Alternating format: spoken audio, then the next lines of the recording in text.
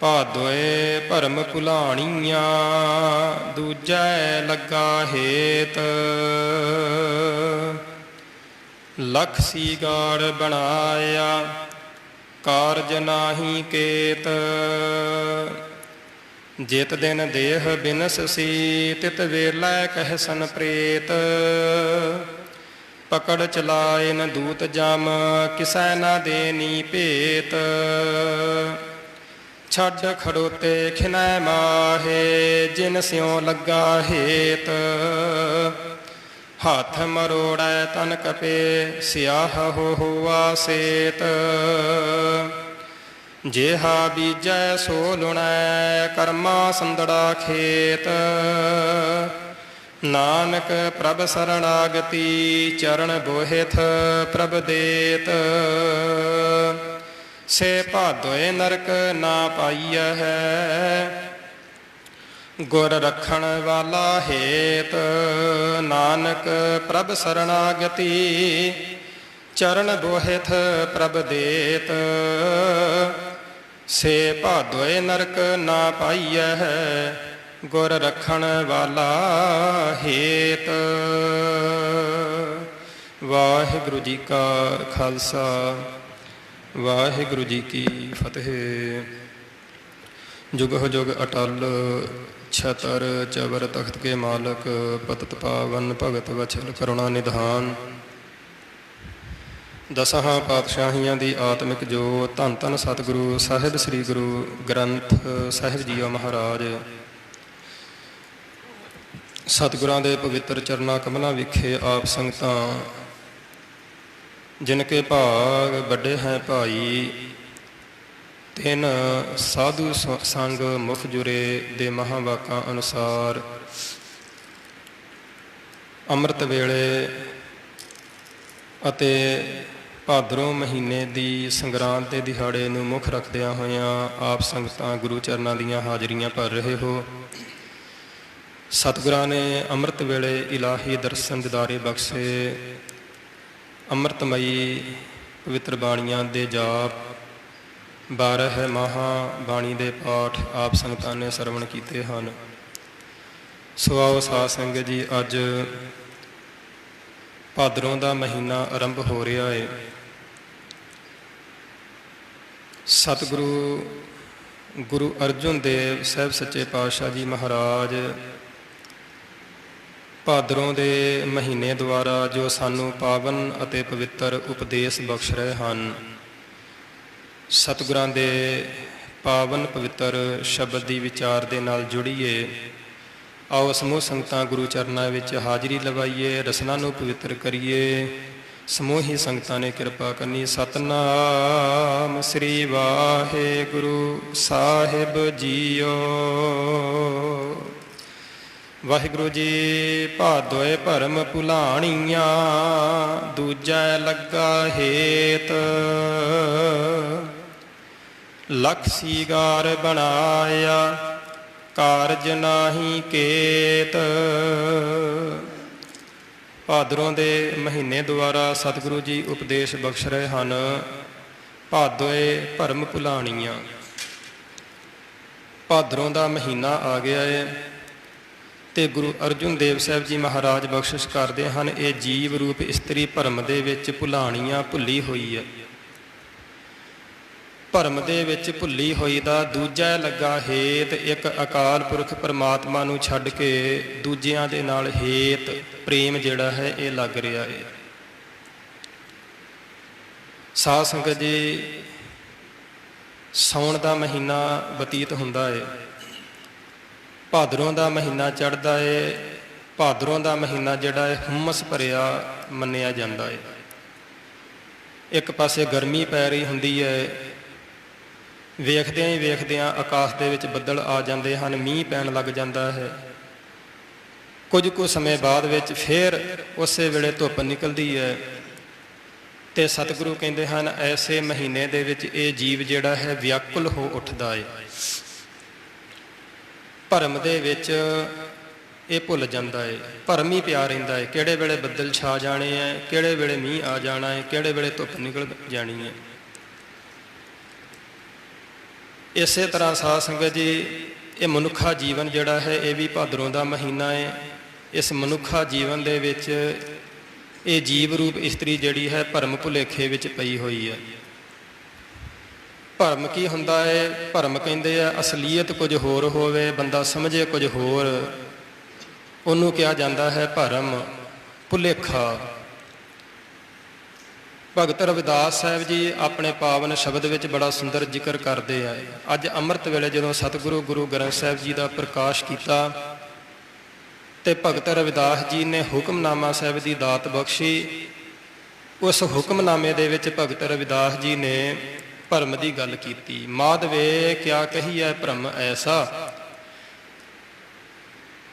ਕਿਸ ਨੂੰ ਭਰਮ ਕਿਹਾ ਜਾਂਦਾ? ਜੈਸਾ ਮੰਨੀਏ ਹੋਏ ਨਾ ਤੈਸਾ। ਮੰਨੀਏ, ਜੋ ਮੰਨੀਏ ਉਹ ਹੋਵੇ ਨਾ, ਉਹਨੂੰ ਕਿਹਾ ਜਾਂਦਾ ਹੈ ਭਰਮ। ਭਗਤ ਰਵਿਦਾਸ ਜੀ ਇਸ ਸ਼ਬਦ ਵਿੱਚ ਕੁਝ ਉਦਾਹਰਨਾਂ ਦੇ ਕਰਕੇ ਸਮਝਾਉਂਦੇ ਹਨ ਕਿ ਭਰਮ ਕੀ ਹੈ। ਜਬ ਹਮ ਹੋਤੇ ਤਬ ਤੂ ਨਾਹੀ, ਅਬ ਤੂ ਹੀ ਮੈਂ ਨਾਹੀ। ਅਨਲ ਅਗਮ ਜੈਸੇ ਲਹਿਰ ਮੈਂ ਉਦਦ, ਜਲ ਕੇਵਲ ਜਲ ਮਾਹੀ। ਭਗਤ ਰਵਿਦਾਸ ਜੀ ਕਹਿੰਦੇ ਹਨ, ਹੇ ਪ੍ਰਮਾਤਮਾ, ਜਦੋਂ ਮੇਰੇ ਅੰਦਰ ਜਬ ਹਮ ਹੋਤੇ, ਜਦੋਂ ਮੈਂ ਸੀ, ਮੇਰੇ ਅੰਦਰ ਹਉਮੈ ਸੀ, ਉਦੋਂ ਤੂੰ ਨਹੀਂ ਸੀ ਆ ਕੇ ਵਸਿਆ।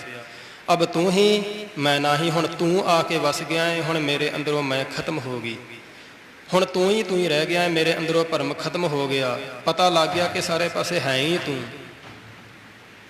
ਅਨਲ ਅਗਮ ਜੈਸੇ ਲਹਿਰ ਮੈਂ ਉਦਦ, ਜਲ ਕੇਵਲ ਜਲ ਮਾਹੀ। ਭਗਤ ਰਵਿਦਾਸ ਜੀ ਕਹਿੰਦੇ ਹਨ, ਜਿਵੇਂ ਬੜੀ ਤੇਜ਼ੀ ਦੇ ਨਾਲ, ਰਫ਼ਤਾਰ ਦੇ ਨਾਲ ਹਵਾ ਚੱਲਦੀ ਹੋਵੇ। ਹਵਾ ਸਮੁੰਦਰ ਵਿੱਚ ਜਦੋਂ ਚੱਲੀ ਤੇ ਸਮੁੰਦਰ ਦੇ ਪਾਣੀ ਦੀਆਂ ਉਹਨੇ ਲਹਿਰਾਂ ਬਣਾਈਆਂ।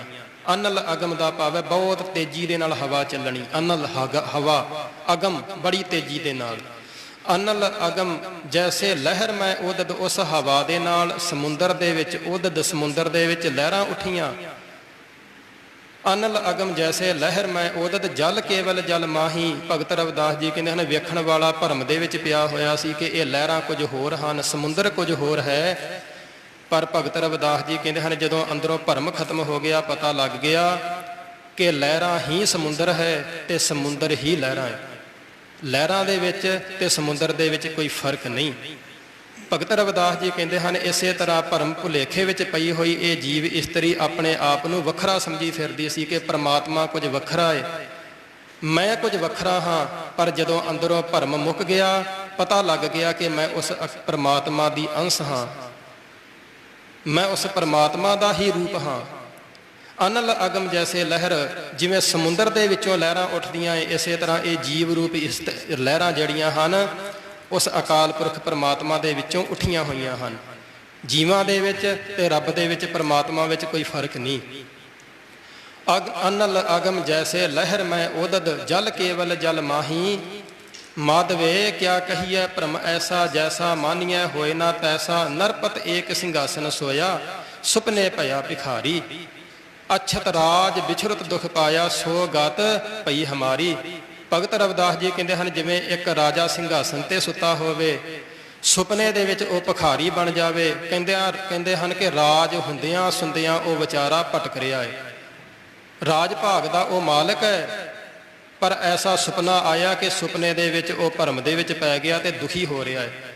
ਭਗਤ ਰਵਿਦਾਸ ਜੀ ਕਹਿੰਦੇ ਹਨ, ਇਹ ਜੀਵ ਜਿਹੜਾ ਹੈ ਵੀ ਪ੍ਰਮਾਤਮਾ ਦੀ ਅੰਸ਼ ਹੋਣ ਕਰਕੇ ਆਤਮਕ ਸਹਿਜਾਦਾ ਹੈ ਇਹ ਜੀਵ, ਪਰ ਮਾਇਆ ਦੀ ਐਸੀ ਗਾਫਲਤਾ ਦੀ ਨੀਂਦ ਦੇ ਵਿੱਚ ਇਹ ਸੁੱਤਾ ਹੋਇਆ ਹੈ ਕਿ ਇਹ ਭਿਖਾਰੀ ਬਣਿਆ ਫਿਰਦਾ ਹੈ। ਇਹ ਆਤਮਕ ਸਹਿਜਾਦਾ ਹੈ, ਇੱਕ ਰਾਜਾ, ਮਨ ਤੂੰ ਜੋਤ ਸਰੂਪ ਹੈ। ਆਤਮਕ ਸਹਿਜਾਦਾ, ਆਤਮਕ ਬਾਦਸ਼ਾਹ ਹੁੰਦਾ ਹੋਇਆ ਵੀ ਇਹ ਮਾਇਆ ਦੀ ਗਾਫਲਤਾ ਦੀ ਨੀਂਦ ਦੇ ਵਿੱਚ ਸੌਂ ਕਰਕੇ ਭਗਤ ਰਵਿਦਾਸ ਜੀ ਕਹਿੰਦੇ ਹਨ, ਇਹ ਭੁੱਲ ਗਿਆ ਹੈ, ਭਟਕ ਗਿਆ ਹੈ। ਨਰਪਤ ਏਕ ਸਿੰਘਾਸਨ ਸੋਇਆ, ਸੁਪਨੇ ਭਇਆ ਭਿਖਾਰੀ। ਅਛਤ ਰਾਜ ਵਿਛਰਤ ਦੁਖ ਪਾਇਆ, ਸੋ ਗਤ ਭਈ ਹਮਾਰੀ। ਰਾਜ ਭੁਯੰਗ ਪ੍ਰਸੰਗ ਜੈਸੇ ਹੈ, ਅਬ ਕਿਛ ਮਰਮ ਜਨਾਇਆ। ਭਗਤ ਰਵਿਦਾਸ ਜੀ ਨੇ ਦੋ ਉਦਾਹਰਨਾਂ ਹੋਰ ਦਿੱਤੀਆਂ। ਕਹਿਣ ਲੱਗੇ ਰਾਜ ਭੁਯੰਗ, ਰਾਜ ਦਾ ਭਾਵ ਇੱਥੇ ਰਾਜ ਸਿੰਘਾਸਨ ਨਹੀਂ, ਰਾਜ ਦਾ ਭਾਵ ਹੈ ਰੱਜੂ, ਰੱਜੂ ਦਾ ਭਾਵ ਹੈ ਰੱਸੀ। ਕਹਿਣ ਲੱਗੇ ਜਿਵੇਂ ਰੱਸੀ ਦਾ ਤੇ ਸੱਪ ਦਾ ਇੱਕ ਪ੍ਰਸੰਗ ਚੱਲਦਾ ਹੈ, ਹਨੇਰੇ ਵਿੱਚ ਪਤਾ ਨਹੀਂ ਲੱਗਦਾ। ਇੱਕ ਕਹਾਣੀ ਪ੍ਰਚਲਿਤ ਹੈ, ਭਗਤ ਰਵਿਦਾਸ ਜੀ ਕਹਿੰਦੇ ਹਨ ਕਿ ਰੱਸੀ ਅਤੇ ਸੱਪ ਦੀ, ਕਿ ਹਨੇਰੇ ਵਿੱਚ ਪਤਾ ਨਹੀਂ ਲੱਗਦਾ ਇਹ ਸੱਪ ਹੈ ਜਾਂ ਇਹ ਰੱਸੀ ਹੈ। ਜਦੋਂ ਪ੍ਰਕਾਸ਼ ਹੁੰਦਾ ਹੈ ਪਤਾ ਲੱਗ ਜਾਂਦਾ ਹੈ, ਭਰਮ ਨਿਕਲ ਜਾਂਦਾ ਹੈ ਕਿ ਇਹ ਸੱਪ ਨਹੀਂ, ਇਹ ਤੇ ਰੱਸੀ ਸੀ। ਰਾਜ ਭੁਜੰਗ ਪ੍ਰਸੰਗ ਜੈਸੇ ਹੈ ਅਬ ਕਛ ਮਰਮ ਜਨਾਇਆ, ਅਨਕ ਕਟਕ ਜੈਸੇ ਭੂਲ ਪਰੇ ਅਬ ਕਹਤੇ ਕਹਿ ਨਾ ਆਇਆ। ਕਹਿਣ ਲੱਗੇ ਸੋਨਾ ਤੇ ਸੋਨੇ ਦੇ ਗਹਿਣੇ ਮਨੁੱਖ ਨੇ ਵੱਖਰੇ ਵੱਖਰੇ ਸਮਝੇ ਹੋਏ ਹੈ, ਪਰ ਅਸਲ ਦੇ ਵਿੱਚ ਭਗਤ ਰਵਿਦਾਸ ਜੀ ਕਹਿੰਦੇ ਹਨ ਸੋਨੇ ਦੇ ਵਿੱਚ ਤੇ ਸੋਨੇ ਦੇ ਗਹਿਣਿਆਂ ਦੇ ਵਿੱਚ ਕੋਈ ਫਰਕ ਨਹੀਂ। ਗਹਿਣੇ ਹੀ ਸੋਨਾ ਹੈ ਤੇ ਉਸ ਸੋਨੇ ਦੇ ਵਿੱਚੋਂ ਹੀ ਗਹਿਣੇ ਨਿਕਲੇ ਹਨ। ਭਗਤ ਰਵਿਦਾਸ ਜੀ ਕਹਿੰਦੇ ਹਨ ਇਸੇ ਤਰੀਕੇ ਦੇ ਨਾਲ ਇਹ ਜੀਵ ਜਿਹੜਾ ਹੈ ਜਿਵੇਂ ਰੱਸੀ ਅਤੇ ਸੱਪ ਦਾ ਭੇਦ ਨਹੀਂ ਸਮਝ ਪਾਉਂਦਾ, ਇੱਕ ਸੋਨੇ ਦੇ ਬਿਸਕੁਟ ਦੇ ਵਿੱਚ ਤੇ ਗਹਿਣਿਆਂ ਦੇ ਵਿੱਚ ਕੋਈ ਫਰਕ ਨਹੀਂ, ਪਰ ਭਰਮ ਭੁਲੇਖੇ ਦੇ ਵਿੱਚ ਇਹ ਪਿਆ ਹੋਇਆ ਹੈ, ਇਹ ਫਰਕ ਸਮਝੀ ਫਿਰਦਾ ਹੈ। ਭਗਤ ਰਵਿਦਾਸ ਜੀ ਕਹਿੰਦੇ ਹਨ ਇਸੇ ਤਰੀਕੇ ਦੇ ਨਾਲ ਉਹ ਵਾਹਿਗੁਰੂ ਅਕਾਲ ਪੁਰਖ ਪਰਮਾਤਮਾ ਦੇ ਵਿੱਚੋਂ ਜਿਵੇਂ ਇੱਕ ਸੋਨੇ ਦੇ ਵਿੱਚੋਂ ਅਨੇਕ ਗਹਿਣੇ ਬਣਦੇ ਹਨ, ਉਸ ਪਰਮਾਤਮਾ ਦੇ ਵਿੱਚੋਂ ਹੀ ਅਨੇਕ ਪ੍ਰਕਾਰ ਦੇ ਜੀਵ ਰੂਪੀ ਗਹਿਣੇ ਘੜੇ ਗਏ ਹਨ। ਪਰ ਜਦੋਂ ਅੰਦਰੋਂ ਭਰਮ ਦੀ ਨਿਵਰਤੀ ਹੁੰਦੀ ਹੈ ਤੇ ਭਗਤ ਰਵਿਦਾਸ ਜੀ ਕਹਿੰਦੇ ਹਨ ਉਸ ਵੇਲੇ ਇਹਨੂੰ ਸਮਝ ਆਉਂਦੀ ਹੈ ਜੀਵ ਨੂੰ, ਮਨੁੱਖ ਨੂੰ, ਕਿ ਮੈਂ ਉਸ ਅਕਾਲ ਪੁਰਖ ਪਰਮਾਤਮਾ ਦਾ ਰੂਪ ਹਾਂ, ਮੇਰੇ ਵਿੱਚ ਤੇ ਉਸ ਪਰਮਾਤਮਾ ਦੇ ਵਿੱਚ ਕੋਈ ਭੇਦ ਨਹੀਂ। ਸਤਿਗੁਰੂ ਜੀ ਕਹਿੰਦੇ ਹਨ ਭਾਦੋਏ ਭਰਮ ਭੁਲਾਣੀਆਂ, ਭਾਦਰੋਂ ਦੇ ਮਹੀਨੇ ਦੇ ਵਿੱਚ ਇਹ ਜੀਵ ਰੂਪ ਇਸਤਰੀ ਜਿਹੜੀ ਹੈ ਭਰਮ ਭੁਲੇਖੇ ਵਿੱਚ ਪਈ ਹੋਈ ਹੈ, ਤੇ ਭਰਮ ਭੁਲੇਖੇ ਵਿੱਚ ਪੈ ਕਰਕੇ ਦੂਜਾ ਲੱਗਾ ਹੇਤ। ਹੇਤ ਤੇ ਲਾਉਣਾ ਸੀ ਇੱਕ ਦੇ ਨਾਲ, ਹੇਤ ਦਾ ਭਾਵ ਹੈ ਪ੍ਰੇਮ, ਪ੍ਰੇਮ ਤੇ ਲਾਉਣਾ ਸੀ ਇੱਕ ਅਕਾਲ ਪੁਰਖ ਦੇ ਨਾਲ, ਪਰ ਦੂਜਾ ਲੱਗਾ ਹੇਤ, ਦੂਜਿਆਂ ਦੇ ਨਾਲ ਹੇਤ ਲੱਗ ਗਿਆ। ਅਕਾਲ ਪੁਰਖ ਪਰਮਾਤਮਾ ਨੂੰ, ਨਿਰੰਕਾਰ ਨੂੰ ਛੱਡ ਕਰਕੇ ਸੰਸਾਰ ਦੇ ਨਾਲ ਇਹਦੀ ਪ੍ਰੀਤੀ ਬਣ ਗਈ, ਸੰਸਾਰ ਦੇ ਨਾਲ ਇਹਦਾ ਪਿਆਰ ਪੈ ਗਿਆ। ਅਕਾਲ ਪੁਰਖ ਪਰਮਾਤਮਾ ਨੂੰ ਛੱਡ ਕਰਕੇ ਇਹ ਦਰ ਦਰ ਤੇ ਭਟਕ ਗਿਆ, ਦਰ ਦਰ ਦੀਆਂ ਇਹ ਠੋਕਰਾਂ ਖਾਣ ਲੱਗ ਪਿਆ। ਤੇ ਭਾਈ ਗੁਰਦਾਸ ਜੀ ਨੇ ਬੜਾ ਸੁੰਦਰ ਸਾਧ ਸੰਗਤ ਜੀ ਜ਼ਿਕਰ ਕੀਤਾ ਹੈ। ਭਾਈ ਗੁਰਦਾਸ ਜੀ ਕਹਿੰਦੇ ਹਨ ਕਿ ਸੱਜਣਾ ਜੇ ਤੂੰ ਇੱਕ ਦਾ ਹੋ ਰਵੇਂ, ਜੇ ਗੁਰੂ ਦੇ ਦਰ ਤੇ ਆ ਕਰਕੇ ਢਹਿ ਪਿਆ ਹੈ ਨਾ, ਤੇ ਫਿਰ ਹੁਣ ਸਦਾ ਦੇ ਵਾਸਤੇ ਗੁਰੂ ਦਾ ਬਣਦਾ, ਨਹੀਂ ਤੇ ਤੇਰੇ ਵਾਸਤੇ ਠੋਕਰਾਂ ਬੜੀਆਂ ਹਨ। ਦੂਜਾ ਲੱਗਾ ਹੇਤ, ਤੂੰ ਦੂਜਿਆਂ ਦੇ ਨਾਲ ਹੇਤ ਕਿਉਂ ਲਾ ਰਿਹਾ ਹੈ, ਜਗ੍ਹਾ ਜਗ੍ਹਾ ਤੇ ਜਾ ਕਰਕੇ ਕਿਉਂ ਭਟਕ ਰਿਹਾ ਹੈ।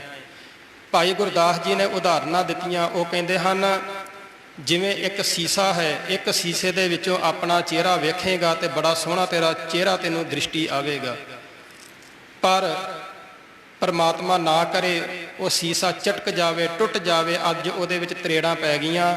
ਭਾਈ ਸਾਹਿਬ ਜੀ ਕਹਿੰਦੇ ਹਨ ਇੱਕ ਦੇ ਦੋ ਬਣ ਗਏ, ਵਿੱਚ ਤਰੇੜ ਪੈ ਗਈ, ਹੁਣ ਉਹਦੇ ਵਿੱਚ ਚਿਹਰਾ ਵੇਖੇਗਾ ਤੇ ਤੇਰਾ ਕੋਝਾ ਚਿਹਰਾ ਤੈਨੂੰ ਦ੍ਰਿਸ਼ਟੀ ਆਵੇਗਾ। ਅਗਲੀ ਉਦਾਹਰਣ ਉਹਨਾਂ ਨੇ ਦਿੱਤੀ, ਕਹਿਣ ਲੱਗੇ ਇੱਕ ਨਾਵ ਦੇ ਵਿੱਚ ਪੈਰ ਰੱਖੇਗਾ, ਦਰਿਆ ਤੋਂ ਪਾਰ ਹੋਵੇਗਾ, ਨਦੀ ਤੋਂ ਪਾਰ ਹੋਵੇਗਾ, ਦੋ ਕਿਸ਼ਤੀਆਂ ਵਿੱਚ ਬੇੜੀਆਂ ਵਿੱਚ ਪੈਰ ਰੱਖ ਕੇ ਕੋਈ ਦਰਿਆ ਤੋਂ ਪਾਰ ਨਹੀਂ ਹੁੰਦਾ। ਦੋਏ ਦਰਪਨ ਦੇਖੈ ਏਕ ਸੈ ਅਨੇਕ ਰੂਪ, ਦੋਏ ਨਾਮ ਪਾਵ ਧਰੈ ਪਹੁੰਚੈ ਨਾ ਪਾਰ ਹੈ, ਦੋਏ ਦਿਸ਼ਾ ਗਹੇ ਗਹਾਏ ਸੈ ਹਾਥ ਪਾਉ ਟੁੱਟੈ। ਕੋਈ ਮਨੁੱਖ ਚਿੱਕੜ ਦੇ ਵਿੱਚ ਫਸ ਜਾਵੇ, ਚਾਰ ਜਾਣੇ ਉਹਨੂੰ ਸੱਜੇ ਖਿੱਚਣ ਲੱਗ ਜਾਣ, ਚਾਰ ਜਾਣੇ ਉਹਨੂੰ ਖੱਬੇ ਖਿੱਚਣ ਲੱਗ ਜਾਣ, ਉਹ ਬੰਦਾ ਚਿੱਕੜ ਵਿੱਚੋਂ ਕਦੇ ਨਿਕਲ ਨਹੀਂ ਸਕਦਾ, ਉਹਦੇ ਹੱਥ ਪੈਰ ਜ਼ਰੂਰ ਟੁੱਟਣਗੇ।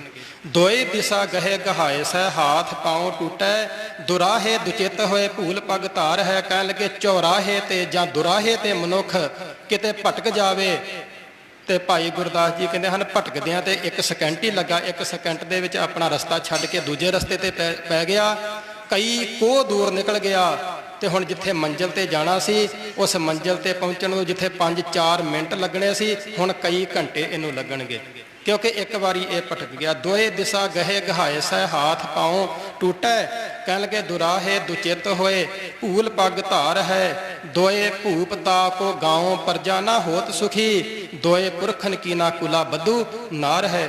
ਦੋ ਰਾਜੇ ਹੋਣ ਇੱਕ ਦੇਸ਼ ਦੇ, ਭਾਈ ਗੁਰਦਾਸ ਜੀ ਕਹਿੰਦੇ ਹਨ ਉਹ ਪਰਜਾ ਸੁਖੀ ਨਹੀਂ ਹੋ ਸਕਦੀ।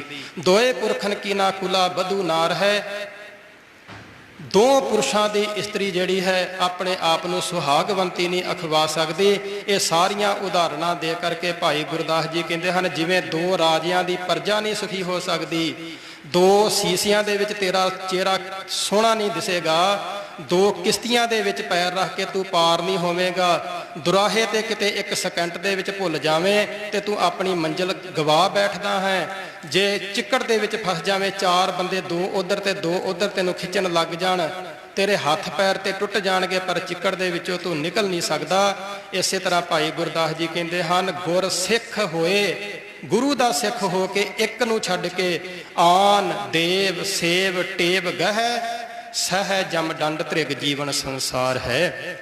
ਗੁਰੂ ਦਾ ਸਿੱਖ ਹੋ ਕਰਕੇ ਆਨ ਦੇਵ ਦਾ ਭਾਵ ਹੈ ਕਿਸੇ ਹੋਰ ਦੇਵਤੇ ਦੀ, ਗੁਰੂ ਰੂਪੀ ਦੇਵਤੇ ਨੂੰ ਛੱਡ ਕੇ ਕਿਸੇ ਹੋਰ ਦੇਵਤੇ ਦੀ ਪੂਜਾ ਕਰੇ। ਗੁਰ ਜੈਸਾ ਨਾਹੀ ਕੋ ਦੇਵ, ਗੁਰੂ ਵਰਗਾ ਸਾਧ ਸੰਗਤ ਜੀ ਕਿਹੜਾ ਦੇਵਤਾ ਹੋ ਸਕਦਾ ਹੈ।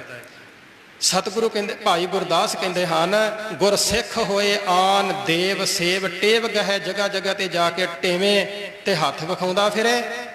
ਸਹਿ ਜਮ ਡੰਡ ਤ੍ਰਿਗ ਜੀਵਨ ਸੰਸਾਰ ਹੈ, ਜਮਾ ਦਾ ਡੰਡਾ ਉਹਦੇ ਸਿਰ ਵਿੱਚ ਵੱਜੇਗਾ ਤੇ ਐਸੇ ਗੁਰਸਿੱਖ ਦੇ ਜੀਵਨ ਨੂੰ, ਉਹਦੀ ਜ਼ਿੰਦਗੀ ਨੂੰ ਵੀ ਲਾਹਨਤ ਹੈ। ਸਤਿਗੁਰੂ ਜੀ ਕਹਿੰਦੇ ਹਨ, ਭਾਦੋਏ ਭਰਮ ਭੁਲਾਣੀਆਂ, ਪਰ ਭਾਦਰੋਂ ਦੇ ਮਹੀਨੇ ਦੇ ਵਿੱਚ ਇਹ ਜੀਵ ਰੂਪ ਇਸਤਰੀ ਜਿਹੜੀ ਹੈ ਇਹ ਭੁੱਲੀ ਫਿਰਦੀ ਹੈ। ਦੂਜਾ ਲੱਗਾ ਹੇਤ, ਇੱਕ ਅਕਾਲ ਪੁਰਖ ਪਰਮਾਤਮਾ ਨੂੰ ਛੱਡ ਕਰਕੇ ਦੂਜਿਆਂ ਦੇ ਨਾਲ ਇਹਦਾ ਹੇਤ ਲੱਗ ਰਿਹਾ ਹੈ, ਦੂਜਿਆਂ ਦੇ ਨਾਲ ਇਹਨੇ ਆਪਣੀ ਪ੍ਰੀਤ ਪਾਈ ਹੋਈ ਹੈ। ਸਾਧ ਸੰਗਤ ਜੀ, ਗੁਰੂ ਗ੍ਰੰਥ ਸਾਹਿਬ ਜੀ ਦੀ ਬਾਣੀ ਦੇ ਵਿੱਚ ਗੁਰੂ ਸਾਹਿਬਾਂ ਨੇ ਬਾਰ-ਬਾਰ ਜਿਹੜੀ ਦੁਐਤ ਹੈ ਨਾ, ਇਹਦੇ ਤੋਂ ਬਚਣ ਵਾਸਤੇ ਸਤਿਗੁਰਾਂ ਨੇ ਬਾਰ-ਬਾਰ ਇਸ ਜੀਵ ਨੂੰ ਆਖਿਆ ਕਿ ਤੂੰ ਦੁਐਤ ਤੋਂ ਬਚ, ਦੂਜੀ ਸੇਵਾ ਤੋਂ ਬਚ, ਕੇਵਲ ਤੇ ਕੇਵਲ ਇੱਕ ਅਕਾਲ ਪੁਰਖ ਪਰਿਪੂਰਨ ਪਰਮਾਤਮਾ ਦੇ ਨਾਲ ਜੁੜ। ਗੁਰੂ ਸਾਹਿਬਾਂ ਨੇ ਸਤਿਗੁਰੂ 9ਵੇਂ ਪਾਤਸ਼ਾਹ ਜੀ ਦੇ ਸਾਧ ਸੰਗਤ ਜੀ ਆਪਾਂ ਭੋਗ ਦੇ ਸ਼ਲੋਕ ਸਰਵਣ ਕਰਦੇ ਹਾਂ ਤੇ ਸਤਿਗੁਰੂ ਜੀ ਕਹਿੰਦੇ ਹਨ, ਐ ਗੁਰਸਿੱਖ, ਜੇ ਤੂੰ ਗੁਰੂ ਦਾ ਸਿੱਖ ਬਣਨਾ ਹੀ ਹੈ ਤੇ ਇਸ ਤਰੀਕੇ ਦੇ ਨਾਲ ਗੁਰੂ ਦਾ ਸਿੱਖ ਬਣ। ਸਤਿਗੁਰੂ ਕਹਿੰਦੇ ਹਨ, ਸੁਆਮੀ ਕੋ ਗ੍ਰਹਿਓ ਜਿਉ ਸਦਾ ਸੁਆਨ ਤਜਤ ਨਹੀਂ ਨਿਤ, ਨਾਨਕ ਇਹ ਬਿਦ ਹਰ ਭਜੋ ਇੱਕ ਮਨ ਹੋਏ ਇੱਕ ਚਿੱਤ। ਜਿਵੇਂ ਇੱਕ ਕੂਕਰ, ਇੱਕ ਕੁੱਤਾ ਜਿਹੜਾ ਹੈ ਆਪਣੇ ਮਾਲਕ ਦਾ ਦਰ ਨਹੀਂ ਛੱਡਦਾ, ਭਾਵੇਂ ਉਹਨੂੰ ਬੁੱਲੇ ਸ਼ਾਹ ਨੇ ਸਾਧ ਸੰਗਤ ਜੀ ਬੜਾ ਸੋਹਣਾ ਲਿਖਿਆ ਹੈ। ਕਹਿੰਦੇ ਹਨ ਕਿ ਇੱਕ ਦਿਨ ਬੁੱਲੇ ਸ਼ਾਹ ਆਪਣੇ ਮੁਰਸ਼ਦ ਦੇ ਨਾਲ ਕਿਸੇ ਗੱਲ ਤੋਂ ਨਾਰਾਜ਼ ਹੋ ਗਿਆ, ਆਪਣੇ ਮੁਰਸ਼ਦ ਨੂੰ ਛੱਡ ਕੇ ਚਲਿਆ ਗਿਆ। ਰਸਤੇ ਦੇ ਵਿੱਚ ਤੁਰਿਆ ਜਾਂਦਾ ਸੀ, ਕੀ ਵੇਖਦਾ ਹੈ ਕਿ ਇੱਕ ਮਾਲਕ ਜਿਹੜਾ ਹੈ ਆਪਣੇ ਕੁੱਤੇ ਨੂੰ ਕੁੱਟ ਰਿਹਾ ਹੈ, ਬਾਰ-ਬਾਰ ਉਸ ਕੁੱਤੇ ਨੂੰ ਉਹ ਡੰਡੇ ਮਾਰ ਰਿਹਾ ਹੈ। ਤੇ ਉਸ ਵੇਲੇ ਬੁੱਲੇ ਸ਼ਾਹ ਨੇ ਬੜਾ ਸੋਹਣਾ ਆਪਣੇ ਆਪ ਨੂੰ ਸਮਝਾਇਆ। ਬੁੱਲੇ ਸ਼ਾਹ ਕਹਿਣ ਲੱਗਾ, ਮਨ ਵਿੱਚ ਖਿਆਲ ਆਇਆ, ਮਨਾ ਮੇਰੇ ਤੇ ਮਾਲਕ ਨੇ ਮੈਨੂੰ ਕੁਝ ਕਿਹਾ ਵੀ ਨਹੀਂ, ਮੇਰੇ ਤੇ ਮੁਰਸ਼ਦ ਨੇ ਥੋੜਾ ਜਿਹਾ ਮੈਨੂੰ ਦੌਕਾ ਮਾਰਿਆ ਤੇ ਮੈਂ ਆਪਣੇ ਮੁਰਸ਼ਦ ਦਾ ਦਰ ਛੱਡ ਆਇਆ। ਆ ਵੇਖ ਕਿੰਨੀਆਂ ਸੋਟੀਆਂ ਵੱਜ ਰਹੀਆਂ ਇਸ ਕੁੱਤੇ ਨੂੰ, ਇਹ ਫਿਰ ਵੀ ਆਪਣੇ ਮਾਲਕ ਦਾ ਦਰ ਛੱਡਣ ਵਾਸਤੇ ਤਿਆਰ ਨਹੀਂ। ਕਹਿਣ ਲੱਗੇ, ਇਹ ਮਾਲਕ ਦਾ ਦਰ ਮੂਲ ਨਾ ਛੱਡ ਦੇ, ਭਾਵੇਂ ਮਾਰਨ 100 ਜੁੱਤੇ, ਚੱਲ ਬੁੱਲਿਆ ਤੂੰ ਪੀਰ ਮਨਾ ਲੈ, ਨਹੀਂ ਤੇ ਬਾਜੀ ਲੈ ਗਏ ਕੁੱਤੇ। ਚੱਲ ਬੁੱਲੇ ਸ਼ਾਹ, ਤੂੰ ਆਪਣੇ ਪੀਰ ਨੂੰ ਮੁਰਸ਼ਦ ਨੂੰ ਮਨਾ, ਨਹੀਂ ਤੇ ਤੇਰੇ ਨਾਲੋਂ ਤੇ ਇਹ ਕੁੱਤੇ ਹੀ ਚੰਗੇ ਆ। ਗੁਰੂ ਤੇਗ ਬਹਾਦਰ ਸਾਹਿਬ ਜੀ ਕਹਿੰਦੇ ਹਨ, ਸੁਆਮੀ ਕੋ ਗ੍ਰਹਿਓ ਜਿਉ ਸਦਾ ਸੁਆਨ ਤਜਤ ਨਹੀਂ ਨਿਤ, ਭਾਵੇਂ ਉਸ ਕੁੱਤੇ ਨੂੰ ਸੋਟੀਆਂ ਵੀ ਕਿਉਂ ਨਾ ਵੱਜਣ, ਆਪਣੇ ਮਾਲਕ ਦਾ ਦਰ ਛੱਡ ਕੇ ਨਹੀਂ ਜਾਂਦਾ। ਨਾਨਕ ਇਹ ਬਿਦ ਹਰ ਭਜੋ ਇੱਕ ਮਨ ਹੋਏ ਇੱਕ ਚਿੱਤ। ਇਸ ਤਰੀਕੇ ਦੇ ਨਾਲ ਤੂੰ ਗੁਰੂ ਤੇ ਇੱਕ ਪਰਮਾਤਮਾ ਦੇ ਨਾਲ ਜੁੜਨਾ ਕਰ। ਸਤਿਗੁਰੂ ਸੱਚੇ ਪਾਤਸ਼ਾਹ ਜੀ ਬਖਸ਼ਿਸ਼ ਕਰਦੇ ਹਨ, ਭਾਦੋਏ ਭਰਮ ਭੁਲਾਣੀਆਂ, ਭਰਮ ਭੁਲੇਖੇ ਦੇ ਵਿੱਚ ਇਹ ਜੀਵ ਰੂਪ ਇਸਤਰੀ ਜਿਹੜੀ ਹੈ ਇਹ ਪਈ ਹੋਈ ਹੈ। ਤੇ ਸਤਿਗੁਰੂ ਕਹਿੰਦੇ ਹਨ, ਦੂਜਾ ਲੱਗਾ ਹੇਤ, ਇੱਕ ਅਕਾਲ ਪੁਰਖ ਪਰਮਾਤਮਾ ਨੂੰ ਛੱਡ ਕੇ ਦੂਜਿਆਂ ਦੇ ਨਾਲ ਇਹਦਾ ਹੇਤ ਲੱਗ ਰਿਹਾ ਹੈ। ਗੁਰੂ ਗ੍ਰੰਥ ਸਾਹਿਬ ਜੀ ਦੀ ਬਾਣੀ ਦੇ ਵਿੱਚ ਸਾਧ ਸੰਗਤ ਜੀ, ਜਦੋਂ ਗੁਰੂ ਗ੍ਰੰਥ ਸਾਹਿਬ ਜੀ ਦੀ ਬਾਣੀ ਦੀ ਆਰੰਭਤਾ ਹੁੰਦੀ ਹੈ ਨਾ, ਤੇ ਸਾਰਿਆਂ ਤੋਂ ਪਹਿਲੋਂ ਗੁਰੂ ਅਰਜਨ ਦੇਵ ਸਾਹਿਬ ਜੀ ਨੇ ਲਿਖਿਆ ਹੈ, ਇੱਕ ਓੰਕਾਰ। ਜਦੋਂ ਵੀ ਕੋਈ ਨਵੀਂ ਬਾਣੀ ਆਰੰਭ ਹੁੰਦੀ ਹੈ, ਜਦੋਂ ਵੀ ਕੋਈ ਨਵਾਂ ਰਾਗ ਆਰੰਭ ਹੁੰਦਾ ਹੈ, ਕੋਈ ਨਵਾਂ ਸ਼ਬਦ ਆਰੰਭ ਹੁੰਦਾ ਹੈ, ਅਸ਼ਟਪਦੀਆਂ ਆਰੰਭ ਹੁੰਦੀਆਂ ਹਨ, ਗੁਰੂ ਅਰਜਨ ਦੇਵ ਸਾਹਿਬ ਜੀ ਉਸੇ ਵੇਲੇ ਲਿਖਦੇ ਹਨ, ਇੱਕ ਓੰਕਾਰ ਸਤਿਗੁਰ ਪ੍ਰਸਾਦ। ਜਾਂ 4 ਪ੍ਰਕਾਰ ਦੇ ਮੰਗਲ ਜਿਹੜੇ ਹਨ ਗੁਰੂ ਗ੍ਰੰਥ ਸਾਹਿਬ ਦੇ ਵਿੱਚ ਜ਼ਿਕਰ ਹੈ, 4 ਪ੍ਰਕਾਰ ਦੇ ਮੰਗਲਾਂ ਦਾ। ਹਰ ਵਾਰੀ ਸਤਿਗੁਰੂ ਜੀ ਉਸ ਇੱਕ ਓੰਕਾਰ ਨੂੰ ਚੇਤੇ ਕਰਦੇ ਹਨ। ਕਿਉਂ? ਕਾਰਨ ਇਹ ਕਿ ਹੇ ਜੀਵ, ਉਸ ਇੱਕ ਦੇ ਨਾਲ ਜੁੜ। ਇੱਕ ਮੂਲ ਹੈ, ਤੂੰ ਸਦਾ ਦੇ ਵਾਸਤੇ, ਹਮੇਸ਼ਾ ਦੇ ਵਾਸਤੇ ਉਸ ਇੱਕ ਦੇ ਨਾਲ ਜੁੜਨਾ ਲੋਚ, ਇੱਕ ਦੇ ਨਾਲ ਤੂੰ ਜੁੜਨਾ ਕਰ। ਇੱਕ ਮਾਂ ਸਾਧ ਸੰਗਤ ਜੀ ਔਖਲੀ ਦੇ ਵਿੱਚ ਪਾ ਕੇ ਕੁਝ ਦਾਣੇ ਕੁੱਟ ਰਹੀ ਸੀ। ਫਕੀਰ ਆਇਆ, ਸਾਧੂ ਆਇਆ, ਮਹਾਤਮਾ ਆਇਆ, ਉਹਨੇ ਭਿੱਖਿਆ ਮੰਗੀ। ਮਾਂ ਕਹਿਣ ਲੱਗੀ ਬੈਠ ਜਾ, ਤੈਨੂੰ ਮੈਂ ਭਿੱਖਿਆ ਦਿੰਨੀ ਆ। ਓਖਲੀ ਦੇ ਵਿੱਚ ਦਾਣੇ ਕੁੱਟ ਰਹੀ ਸੀ, ਹੱਥ ਦੇ ਵਿੱਚ ਵੰਗਾਂ ਪਈਆਂ ਸੀ, ਚੂੜੀਆਂ, ਚੂੜੀਆਂ ਦਾ ਸ਼ੋਰ ਸ਼ਰਾਬਾ ਹੋ ਰਿਹਾ ਸੀ। ਮਾਂ ਨੇ ਸੋਚਿਆ ਕਿਉਂ ਨਾ ਹੋਵੇ ਮੈਂ ਇੱਕ ਚੂੜੀ ਲਾ ਦਿਆਂ, ਥੋੜਾ ਸ਼ੋਰ ਸ਼ਰਾਬਾ ਘਟ ਜਾਵੇ। ਇੱਕ ਚੂੜੀ ਉਹਨੇ ਲਾ ਦਿੱਤੀ, ਥੋੜਾ ਸ਼ੋਰ ਸ਼ਰਾਬਾ ਘਟਿਆ, ਫਰਕ ਜ਼ਰੂਰ ਪਿਆ ਪਰ ਪੂਰਨ ਤੌਰ ਤੇ ਸ਼ੋਰ ਸ਼ਰਾਬਾ ਨਹੀਂ ਘਟਿਆ। ਉਹਨੇ ਇੱਕ ਵੰਗ ਹੋਰ ਲਾ ਦਿੱਤੀ, ਦੂਸਰੀ ਲਾ ਦਿੱਤੀ, ਤੀਸਰੀ ਲਾ ਦਿੱਤੀ। ਕਹਿਣ ਦਾ ਭਾਵ ਅਖੀਰ ਦੇ ਵਿੱਚ ਉਹਦੀ ਬਾਂਹ ਦੇ ਵਿੱਚ ਕੇਵਲ ਇੱਕ ਵੰਗ ਰਹਿ ਗਈ, ਇੱਕ ਚੂੜੀ ਰਹਿ ਗਈ ਤੇ ਸ਼ੋਰ ਸ਼ਰਾਬਾ ਜਿਹੜਾ ਸੀ ਇਹ ਖਤਮ ਹੋ ਗਿਆ। ਫਕੀਰ ਬਾਹਰ ਬੈਠਾ ਸਾਰਾ ਕੁਝ ਵੇਖ ਰਿਹਾ ਸੀ, ਉੱਠ ਕੇ ਤੇ ਤੁਰ ਪਿਆ। ਮਾਂ ਨੇ ਆਵਾਜ਼ ਦਿੱਤੀ, ਕਹਿਣ ਲੱਗੀ ਫਕੀਰਾ ਰੋਟੀ ਲੈ ਕੇ ਨਹੀਂ ਜਾਣੀ, ਭਿੱਖਿਆ ਲੈ ਕੇ ਨਹੀਂ ਜਾਣੀ? ਕਹਿਣ ਲੱਗਾ ਮਾਤਾ ਕੋਈ ਭਿੱਖਿਆ ਨਹੀਂ ਲੈ ਕੇ ਜਾਣੀ, ਇੱਕ ਟਕੇ ਦਾ ਭਿਖਾਰੀ ਬਣ ਕੇ ਆਇਆ ਸੀ ਤੇ ਤੇਰੇ ਦਰ ਤੋਂ ਮੈਂ ਦਾਤਾ ਬਣ ਕੇ ਜਾ ਰਿਹਾ ਹਾਂ। ਮਾਂ ਕਹਿਣ ਲੱਗੀ ਹੈਰਾਨ ਹੋ ਗਈ, ਮੈਂ ਤੈਨੂੰ ਦਿੱਤਾ ਹੀ ਕੁਝ ਨਹੀਂ, ਤੂੰ ਦਾਤਾ ਕਿੱਥੋਂ ਬਣ ਗਿਆ? ਕਹਿਣ ਲੱਗਾ ਮਾਂ ਜਿਹੜੀ ਚੀਜ਼ ਮੈਂ ਤੇਰੇ ਕੋਲੋਂ ਅੱਜ ਲੈ ਚੱਲਿਆ ਹੈ ਨਾ, ਇਹ ਗੱਲ ਮੈਨੂੰ ਅੱਜ ਤੀਕਰ ਸਮਝ ਹੀ ਨਹੀਂ ਆਈ।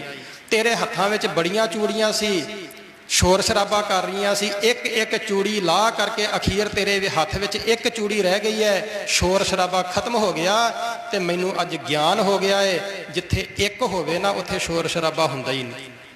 ਸ਼ੋਰ ਸ਼ਰਾਬਾ ਹੁੰਦਾ ਹੀ ਉੱਥੇ ਹੈ ਜਿੱਥੇ ਇੱਕ ਤੋਂ ਵੱਧ ਹੋਵੇ। ਸਤਿਗੁਰੂ ਕਹਿੰਦੇ ਹਨ ਤੇਰੇ ਅੰਦਰ ਸ਼ੋਰ ਸ਼ਰਾਬਾ ਚੱਲ ਰਿਹਾ ਹੈ, ਬਹੁਤ ਤੇਜ਼ੀ ਦੇ ਨਾਲ, ਬੜੀ ਕਾਹਲੀ ਦੇ ਨਾਲ ਤੇਰੇ ਅੰਦਰ ਸ਼ੋਰ ਸ਼ਰਾਬੇ ਚੱਲ ਰਹੇ ਹਨ। ਤੇ ਗੁਰੂ ਸਾਹਿਬ ਜੀ ਕਹਿੰਦੇ ਹਨ ਸੱਜਣਾ ਜੇ ਤੂੰ ਇੱਕ ਨੂੰ ਵਸਾ ਲੈ ਨਾ, ਜੇ ਇੱਕ ਤੇਰੇ ਅੰਦਰ ਆ ਕਰਕੇ ਬੈਠ ਜਾਵੇ ਤੇ ਸਾਰੇ ਸ਼ੋਰ ਸ਼ਰਾਬੇ ਜਿਹੜੇ ਇਹ ਖਤਮ ਹੋ ਜਾਣਗੇ। ਇਹੀ ਚਾਹੁੰਦੇ ਆ ਨਾ ਅਸੀਂ ਕਿ ਸਾਡੇ ਅੰਦਰ ਦਾ ਸ਼ੋਰ ਸ਼ਰਾਬਾ ਜਿਹੜਾ ਇਹ ਖਤਮ ਹੋ ਜਾਵੇ। ਚਿੰਤਾ, ਝੋਰੇ, ਪਛਤਾਵੇ, ਬੜੇ ਸ਼ੋਰ ਸ਼ਰਾਬੇ। ਸਤਿਗੁਰੂ ਕਹਿੰਦੇ ਹਨ ਜੇ ਇੱਕ ਤੇਰੇ ਅੰਦਰ ਆ ਕੇ ਬੈਠ ਜਾਵੇ, ਸ਼ੋਰ ਸ਼ਰਾਬੇ ਹੈ ਹੀ ਤਾਂ ਗੁਰਦੁਆਰੇ ਵੀ ਆ ਗਏ, ਗੁਰੂ ਘਰੋਂ ਘਰ ਗਏ, ਤਿਆਰੀ ਕੀਤੀ, ਕਿਸੇ ਸਿਆਣੇ ਅਖਵਾਉਣ ਵਾਲੇ ਦੇ ਕੋਲ ਵੀ ਚਲੇ ਗਏ, ਉੱਥੋਂ ਗੱਲ ਨਾ ਬਣੀ, ਕਿਸੇ ਹੋਰ ਪੀਰ ਫਕੀਰ ਦੇ ਕੋਲ ਵੀ ਚਲੇ ਗਏ, ਉੱਥੋਂ ਗੱਲ ਨਾ ਬਣੀ, ਜੇ ਕਿਸੇ ਨੇ ਕੋਈ ਹੋਰ ਦੱਸ ਪਾ ਦਿੱਤੀ ਕਿ ਫਲਾਨੀ ਜਗ੍ਹਾ ਤੇ ਚਲੇ ਜਾਓ, ਉੱਥੇ ਵੀ ਚਲੇ ਗਏ। ਫਿਰ ਸ਼ੋਰ ਸ਼ਰਾਬੇ ਨਹੀਂ ਹੋਣਗੇ ਤੇ ਕੀ ਹੋਣਗੇ? ਸਤਿਗੁਰੂ ਕਹਿੰਦੇ ਹਨ ਇੱਕ ਨੂੰ ਆਪਣੇ ਅੰਦਰ ਵਸਾ। ਜਦੋਂ ਇੱਕ ਹੋਵੇਗਾ ਤੇ ਸ਼ੋਰ ਸ਼ਰਾਬਾ ਹੋ ਹੀ ਨਹੀਂ ਸਕਦਾ। ਭਾਦੋਏ ਭਰਮ ਭੁਲਾਣੀਆਂ ਦੂਜਾ ਲੱਗਾ ਹੇਤ। ਸਤਿਗੁਰੂ ਕਹਿੰਦੇ ਹਨ ਇਹ ਜੀਵ ਰੂਪ ਇਸਤਰੀ ਜਿਹੜੀ ਹੈ ਭਰਮ ਭੁਲੇਖੇ ਵਿੱਚ ਪਈ ਹੋਈ ਹੈ ਤੇ ਇੱਕ ਨੂੰ ਛੱਡ ਕਰਕੇ ਦੂਜਿਆਂ ਦੇ ਨਾਲ ਇਹਨੇ ਆਪਣਾ ਸਨੇਹ, ਆਪਣਾ ਪਿਆਰ ਲਾਇਆ ਹੋਇਆ ਹੈ। ਲੱਖ ਸੀਗਾਰ ਬਣਾਇਆ ਕਾਰਜ ਨਾਹੀ ਕੇਤ। ਸਤਿਗੁਰੂ ਜੀ ਬਖਸ਼ਿਸ਼ ਕਰਦੇ ਹਨ ਲੱਖ ਸ਼ਿੰਗਾਰ ਬਣਾਇਆ, ਭਾਵੇਂ ਲੱਖਾਂ ਹੀ ਸ਼ਿੰਗਾਰ ਇਸਤਰੀ ਬਣਾ ਲਵੇ। ਦੋ ਅਰਥ ਸਾਧ ਸੰਗਤ ਜੀ ਇਸ ਪੰਕਤੀ ਦੇ ਕਰਾਂਗੇ। ਬਾਹਰੀ ਅਰਥ ਹੈ ਲੱਖਾਂ ਹੀ ਸ਼ਿੰਗਾਰ ਇਸਤਰੀ ਕਰ ਲਵੇ, ਜੇ ਪਤੀ ਘਰ ਵਿੱਚ ਨਹੀਂ ਤੇ ਉਹਦੇ ਕੀਤੇ ਹੋਏ ਸ਼ਿੰਗਾਰ ਵਿਅਰਥ ਹਨ। ਇਸੇ ਤਰ੍ਹਾਂ ਧਾਰਮਿਕ ਦੁਨੀਆ ਦੇ ਵਿੱਚ ਸਾਧ ਸੰਗਤ ਜੀ ਬਾਣੀ ਪੜ੍ਹਨੀ ਇਹ ਸਾਡੇ ਵਾਸਤੇ ਸ਼ਿੰਗਾਰ ਹੈ। ਧਾਰਮਿਕ ਲਿਬਾਸ ਪਾਉਣਾ ਇਹ ਸਾਡੇ ਵਾਸਤੇ ਲਿਬਾਸ ਸ਼ਿੰਗਾਰ ਹੈ। ਧਾਰਮਿਕ ਅਨੇਕ ਪ੍ਰਕਾਰ ਦੇ ਕਰਮ ਕਰਨੇ, ਦਾਨ ਪੁੰਨ ਕਰਨਾ, ਪੂਜਾ ਕਰਨੀ, ਤੀਰਥ ਯਾਤਰਾ ਤੇ ਜਾਣਾ, ਇਹ ਸਾਰਾ ਕੁਝ ਕੀ ਹੈ? ਇਹ ਧਾਰਮਿਕ ਸ਼ਿੰਗਾਰ ਹਨ। ਸਤਿਗੁਰੂ ਕਹਿੰਦੇ ਹਨ ਇਹੋ ਜਿਹੇ ਲੱਖਾਂ ਸ਼ਿੰਗਾਰ ਤੂੰ ਕਰ ਲਾ, ਦਾਨ ਪੁੰਨ ਕਰ, ਤੀਰਥਾਂ ਤੇ ਵੀ ਜਾ, ਤੂੰ ਗੁਰੂ ਗ੍ਰੰਥ ਸਾਹਿਬ ਦੀ ਆ ਕੇ ਬਾਣੀ ਵੀ ਪੜ੍ਹਦਾ ਹੈ, ਪਰ ਲੱਖ ਸ਼ਿੰਗਾਰ ਬਣਾਇਆ ਕਾਰਜ ਨਾਹੀ ਕੇਤ। ਜੇ ਤੇਰੇ ਅੰਦਰ ਇੱਕ ਦੇ ਨਾਲ ਸਨੇਹ ਨਹੀਂ ਪਿਆ, ਜੇ ਗੁਰੂ ਦੇ ਨਾਲ ਪਿਆਰ ਨਹੀਂ ਪਿਆ ਤੇ ਸਤਿਗੁਰੂ ਕਹਿੰਦੇ ਹਨ ਤੇਰੇ ਇਹ ਕੀਤੇ ਹੋਏ ਸ਼ਿੰਗਾਰ ਜਿਹੜੇ ਹਨ ਇਹ ਵਿਅਰਥ ਹਨ। ਬਾਬਾ ਫਰੀਦ ਸਾਹਿਬ ਜੀ ਆਪਣੇ ਸ਼ਲੋਕ ਵਿੱਚ ਬੜਾ ਸੁੰਦਰ ਜ਼ਿਕਰ ਕਰਦੇ ਹਨ। ਬਾਬਾ ਫਰੀਦ ਸਾਹਿਬ ਜੀ ਕਹਿੰਦੇ ਹਨ ਕੰਨ ਮੁਸੱਲਾ ਸੂਫ ਗਲ, ਦਿਲ ਕਾਤੀ ਗੁੜਵਾਤ, ਬਾਹਰ ਦਿਸੈ ਚੰਨਣਾ ਦਿਲ ਅੰਧਿਆਰੀ ਰਾਤ। ਕੰਨ ਮੁਸੱਲਾ, ਮੋਢੇ ਤੇ ਮੁਸੱਲਾ ਹੈ, ਵਸਤਰ ਹੈ ਰੱਖਿਆ ਹੋਇਆ ਜਿਹਨੂੰ ਵਿਛਾ ਕੇ ਨਵਾਜ਼ ਪੜ੍ਹੀ ਦੀ ਹੈ। ਬਾਬਾ ਫਰੀਦ ਸਾਹਿਬ ਜੀ ਕਹਿੰਦੇ ਹਨ ਮੋਢੇ ਤੇ ਉਹ ਵਸਤਰ ਹੈ। ਕੰਨ ਮੁਸੱਲਾ ਸੂਫ ਗਲ, ਗਲ ਵਿੱਚ ਸੂਫੀ ਵਸਤਰ ਪਾਏ ਹੋਏ ਹਨ, ਕਾਲਾ ਚੋਲਾ ਪਾਇਆ ਹੈ। ਸੂਫ ਗਲ, ਦਿਲ ਕਾਤੀ ਗੁੜਵਾਤ, ਪਰ ਦਿਲ ਦੇ ਵਿੱਚ ਕਾਤੀ ਹੈ, ਕੈਂਚੀ ਹੈ। ਮੂੰਹ ਦੇ ਨਾਲ ਗੁੜ ਵੜਗੀਆਂ ਮਿੱਠੀਆਂ ਗੱਲਾਂ ਕਰਦਾ, ਗੁੜਵਾਤ। ਬਾਹਰ ਦਿਸੈ ਚਾਨਣਾ ਦਿਲ ਅੰਧਿਆਰੀ, ਨਾਲ ਬਾਹਰੋਂ ਤੇ ਬੜਾ ਉਜਲ ਦਿਸਦਾ ਹੈ ਪਰ ਦਿਲ ਦੇ ਵਿੱਚ ਹਨੇਰੀ ਰਾਤ ਹੈ। ਬਾਬਾ ਫਰੀਦ ਸਾਹਿਬ ਜੀ ਕਹਿੰਦੇ ਬਾਹਰੋਂ ਇਹ ਮੁਸੱਲਾ ਮੋਢੇ ਤੇ ਰੱਖਿਆ ਹੈ, ਤੂੰ ਆਪਣੇ ਸਰੀਰ ਤੇ ਚੋਲਾ ਪਾਇਆ ਹੈ, ਕਿਹੜੇ ਕੰਮ ਆਵੇਗਾ ਬਾਹਰ ਦਾ ਸ਼ਿੰਗਾਰ ਜੇ ਅੰਦਰੋਂ ਤੇਰਾ ਉਸ ਅਕਾਲ ਪੁਰਖ ਪਰਮਾਤਮੇ ਦੇ ਨਾਲ ਸਨੇਹ ਹੀ ਨਹੀਂ, ਜੇ ਖੁਦਾ ਦੇ ਨਾਲ ਪਿਆਰ ਹੀ ਨਹੀਂ ਬਣਿਆ। ਬਾਬਾ ਫਰੀਦ ਸਾਹਿਬ ਜੀ ਆਪਣੀ ਬਾਣੀ ਵਿੱਚ ਇੱਕ ਹੋਰ ਸ਼ਬਦ ਵਿੱਚ ਬੜਾ ਸੁੰਦਰ ਜ਼ਿਕਰ ਕਰਦੇ ਹਨ। ਉਹ ਕਹਿੰਦੇ ਹਨ ਦਿਲੋਂ ਹੋ ਮੁਹੱਬਤ ਜਿਨ ਸਹੀ ਸੱਚਿਆ, ਜਿਨ ਮਨ ਹੋਰ ਮੁਖ ਹੋਰ ਸੇ ਕਾਂਡੇ ਕੱਚਿਆ। ਜੇ ਦਿਲੋਂ ਮੁਹੱਬਤ ਹੈ, ਜੇ ਦਿਲੋਂ ਪਿਆਰ ਹੈ ਗੁਰੂ ਦੇ ਨਾਲ, ਤੇ ਫਿਰ ਤੂੰ ਸੱਚਾ ਆਸ਼ਿਕ ਹੈ। ਗੁਰੂ ਇਤਿਹਾਸ ਵਿੱਚ ਸਾਧ ਸੰਗਤ ਜੀ ਬੜੀ ਸੁੰਦਰ ਇੱਕ ਗਾਥਾ ਆਉਂਦੀ ਹੈ। ਥੋੜ੍ਹੇ ਜਿਹੇ ਸਮੇਂ ਦੇ ਵਿੱਚ ਮੈਂ ਆਪ ਜੀ ਦੇ ਸਾਹਮਣੇ ਉਹ ਰੱਖਣ ਦੀ ਕੋਸ਼ਿਸ਼ ਕਰਾਂ। ਸੌ ਸਾਖੀ ਵਾਲੇ ਨੇ ਬੜਾ ਸੋਹਣਾ ਲਿਖਿਆ ਹੈ। ਉਹ ਕਹਿੰਦਾ ਹੈ ਕਿ ਕਲਗੀਆਂ ਵਾਲੇ ਸਤਿਗੁਰਾਂ ਦੇ ਦਰਬਾਰ ਵਿੱਚ ਅਨੰਦਪੁਰ ਸਾਹਿਬ ਦੇ ਵਿੱਚ ਕੁਝ ਕੀਰਤਨੀਏ ਰਾਗੀ ਸਿੰਘ ਆਏ, ਕੀਰਤਨ ਕਰਦੇ ਸੀ। ਬੜਾ ਰੋ ਰੋ ਕਰਕੇ ਉਹਨਾਂ ਨੇ ਕੀਰਤਨ ਕਰਨਾ, ਤੇ ਇਹ ਕਲਗੀਆਂ ਵਾਲੇ ਸਤਿਗੁਰੂ ਅਸੀਂ ਤੈਨੂੰ ਬੜਾ ਪਿਆਰ ਕਰਦੇ ਹਾਂ, ਬੜਾ ਲਾਡ ਕਰਦੇ ਹਾਂ, ਤੇਰੇ ਨਾਲ ਸਾਡਾ ਸਨੇਹ ਹੈ ਹੀ ਬੜਾ। ਕੀਰਤਨ ਕਰਨਾ ਤੇ ਰੋ ਪੈਣਾ, ਅੱਖਾਂ ਵਿੱਚੋਂ ਪਾਣੀ ਵਹਿਣਾ। ਹੁਣ ਗੁਰੂ ਸਾਹਿਬ ਜੀ ਤੇ ਜਾਣਦੇ ਸੀ ਕਿ ਇਹਨਾਂ ਦੇ ਅੰਦਰ ਪਿਆਰ ਕਿੰਨਾ ਕੁ ਹੈ, ਇਹ ਕੇਵਲ ਵਿਖਾਵਾ ਕਰ ਰਹੇ ਆ। ਸਤਿਗੁਰਾਂ ਨੇ ਕੁਝ ਸਮੇਂ ਦੇ ਬਾਅਦ ਵਿੱਚ ਉਹ ਰਾਗੀ, ਉਹ ਕੀਰਤਨੀਏ ਛੁੱਟੀ ਮੰਗਣ ਵਾਸਤੇ ਆਏ ਕਿ ਸਤਿਗੁਰੂ ਸਾਨੂੰ ਖੁਸ਼ੀ ਦਿਓ, ਛੁੱਟੀ ਦਿਓ। ਸਤਿਗੁਰੂ ਕਹਿਣਗੇ ਨਹੀਂ, ਖੁਸ਼ੀ ਨਹੀਂ ਦੇਣੇ, ਤੁਹਾਡਾ ਤੇ ਸਾਡੇ ਨਾਲ ਪ੍ਰੇਮ ਹੀ ਬੜਾ ਹੈ, ਸਨੇਹ ਹੀ ਬੜਾ ਹੈ, ਅਜੇ ਤੁਹਾਨੂੰ ਖੁਸ਼ੀ ਨਹੀਂ ਮਿਲਣੀ, ਅਜੇ ਛੁੱਟੀ ਨਹੀਂ ਮਿਲਣੀ। ਪਹਿਰੇਦਾਰ ਨੂੰ ਵੀ ਕਹਿ ਦਿੱਤਾ ਕਿ ਇਹਨਾਂ ਦੇ ਉੱਪਰ ਤਗੜਾ ਪਹਿਰਾ ਰੱਖਿਓ, ਕਿਤੇ ਇਹ ਚਲੇ ਨਾ ਜਾਣ। ਪਹਿਰੇਦਾਰ ਨੇ ਵੀ ਪਹਿਰਾ ਜਿਹੜਾ ਸੀ ਉਹ ਤਗੜਾ ਕਰ ਦਿੱਤਾ। ਖਿਆਲ ਰੱਖਣਾ, ਬਾਕੀ ਦੇ ਗੁਰਸਿੱਖਾਂ ਨੇ ਕੀਰਤਨ ਕਰਨਾ, ਇਹਨਾਂ ਨੇ ਰੋਣਾ, ਸਾਰੀ ਸੰਗਤ ਦੇ ਵਿੱਚ ਪ੍ਰਭਾਵ ਬਣਾਉਣਾ ਕਿ ਸਾਡਾ ਗੁਰੂ ਦੇ ਨਾਲ ਬੜਾ ਪਿਆਰ ਹੈ।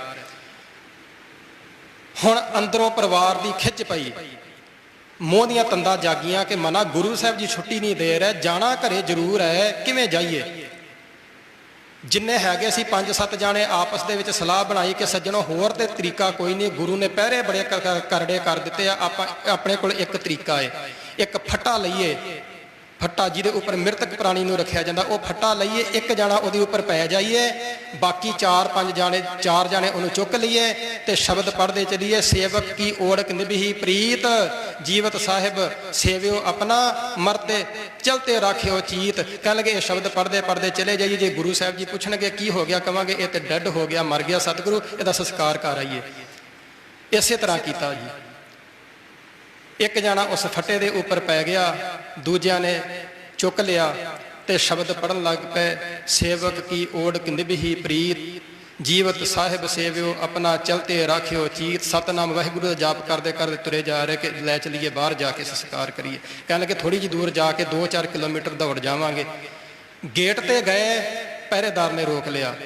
ਕਹਿਣ ਲੱਗੇ ਸਤਿਗੁਰੂ ਨੂੰ ਮਿਲ ਕੇ ਜਾਇਓ। ਗੁਰੂ ਸਾਹਿਬਾਂ ਨੂੰ ਬੁਲਾਇਆ ਗਿਆ, ਸਤਿਗੁਰੂ ਆਏ।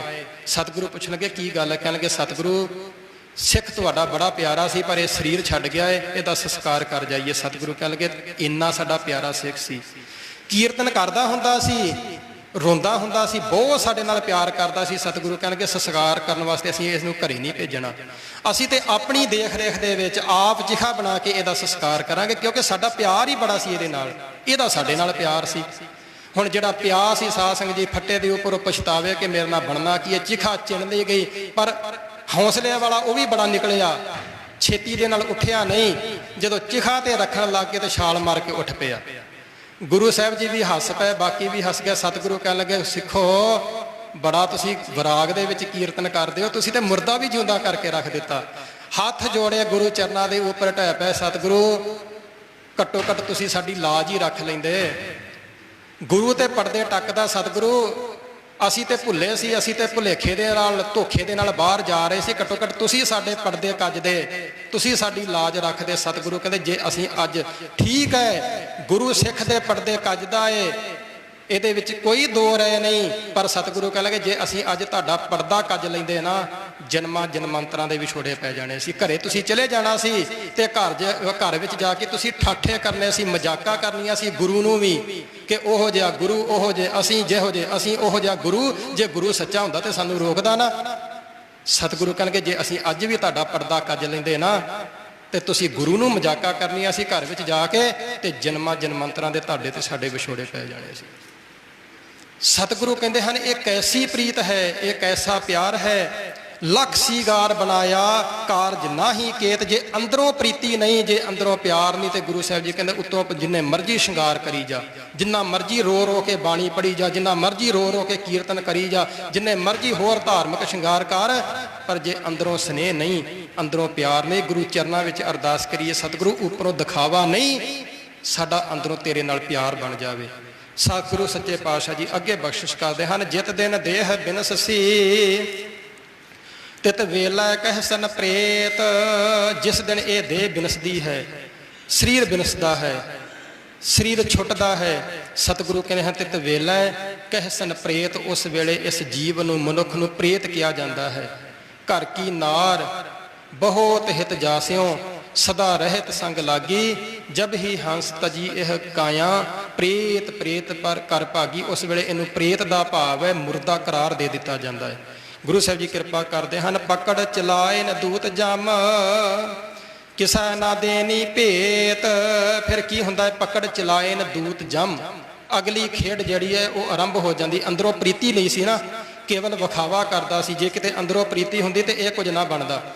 ਪਕੜ ਚਲਾਏ ਨ ਦੂਤ ਜਮ, ਦੂਤ ਜਿਹੜੇ ਹੈ ਇਹਨੂੰ, ਝੂਠੇ ਨੂੰ ਜਿਹੜਾ ਕੇਵਲ ਬਾਹਰੋਂ ਅਡੰਬਰ ਕਰਦਾ ਹੈ, ਅੰਦਰੋਂ ਪਿਆਰ ਨਹੀਂ, ਆਪਣੇ ਅੱਗੇ ਲਾ ਕੇ ਤੋਰ ਲੈਂਦੇ ਆ।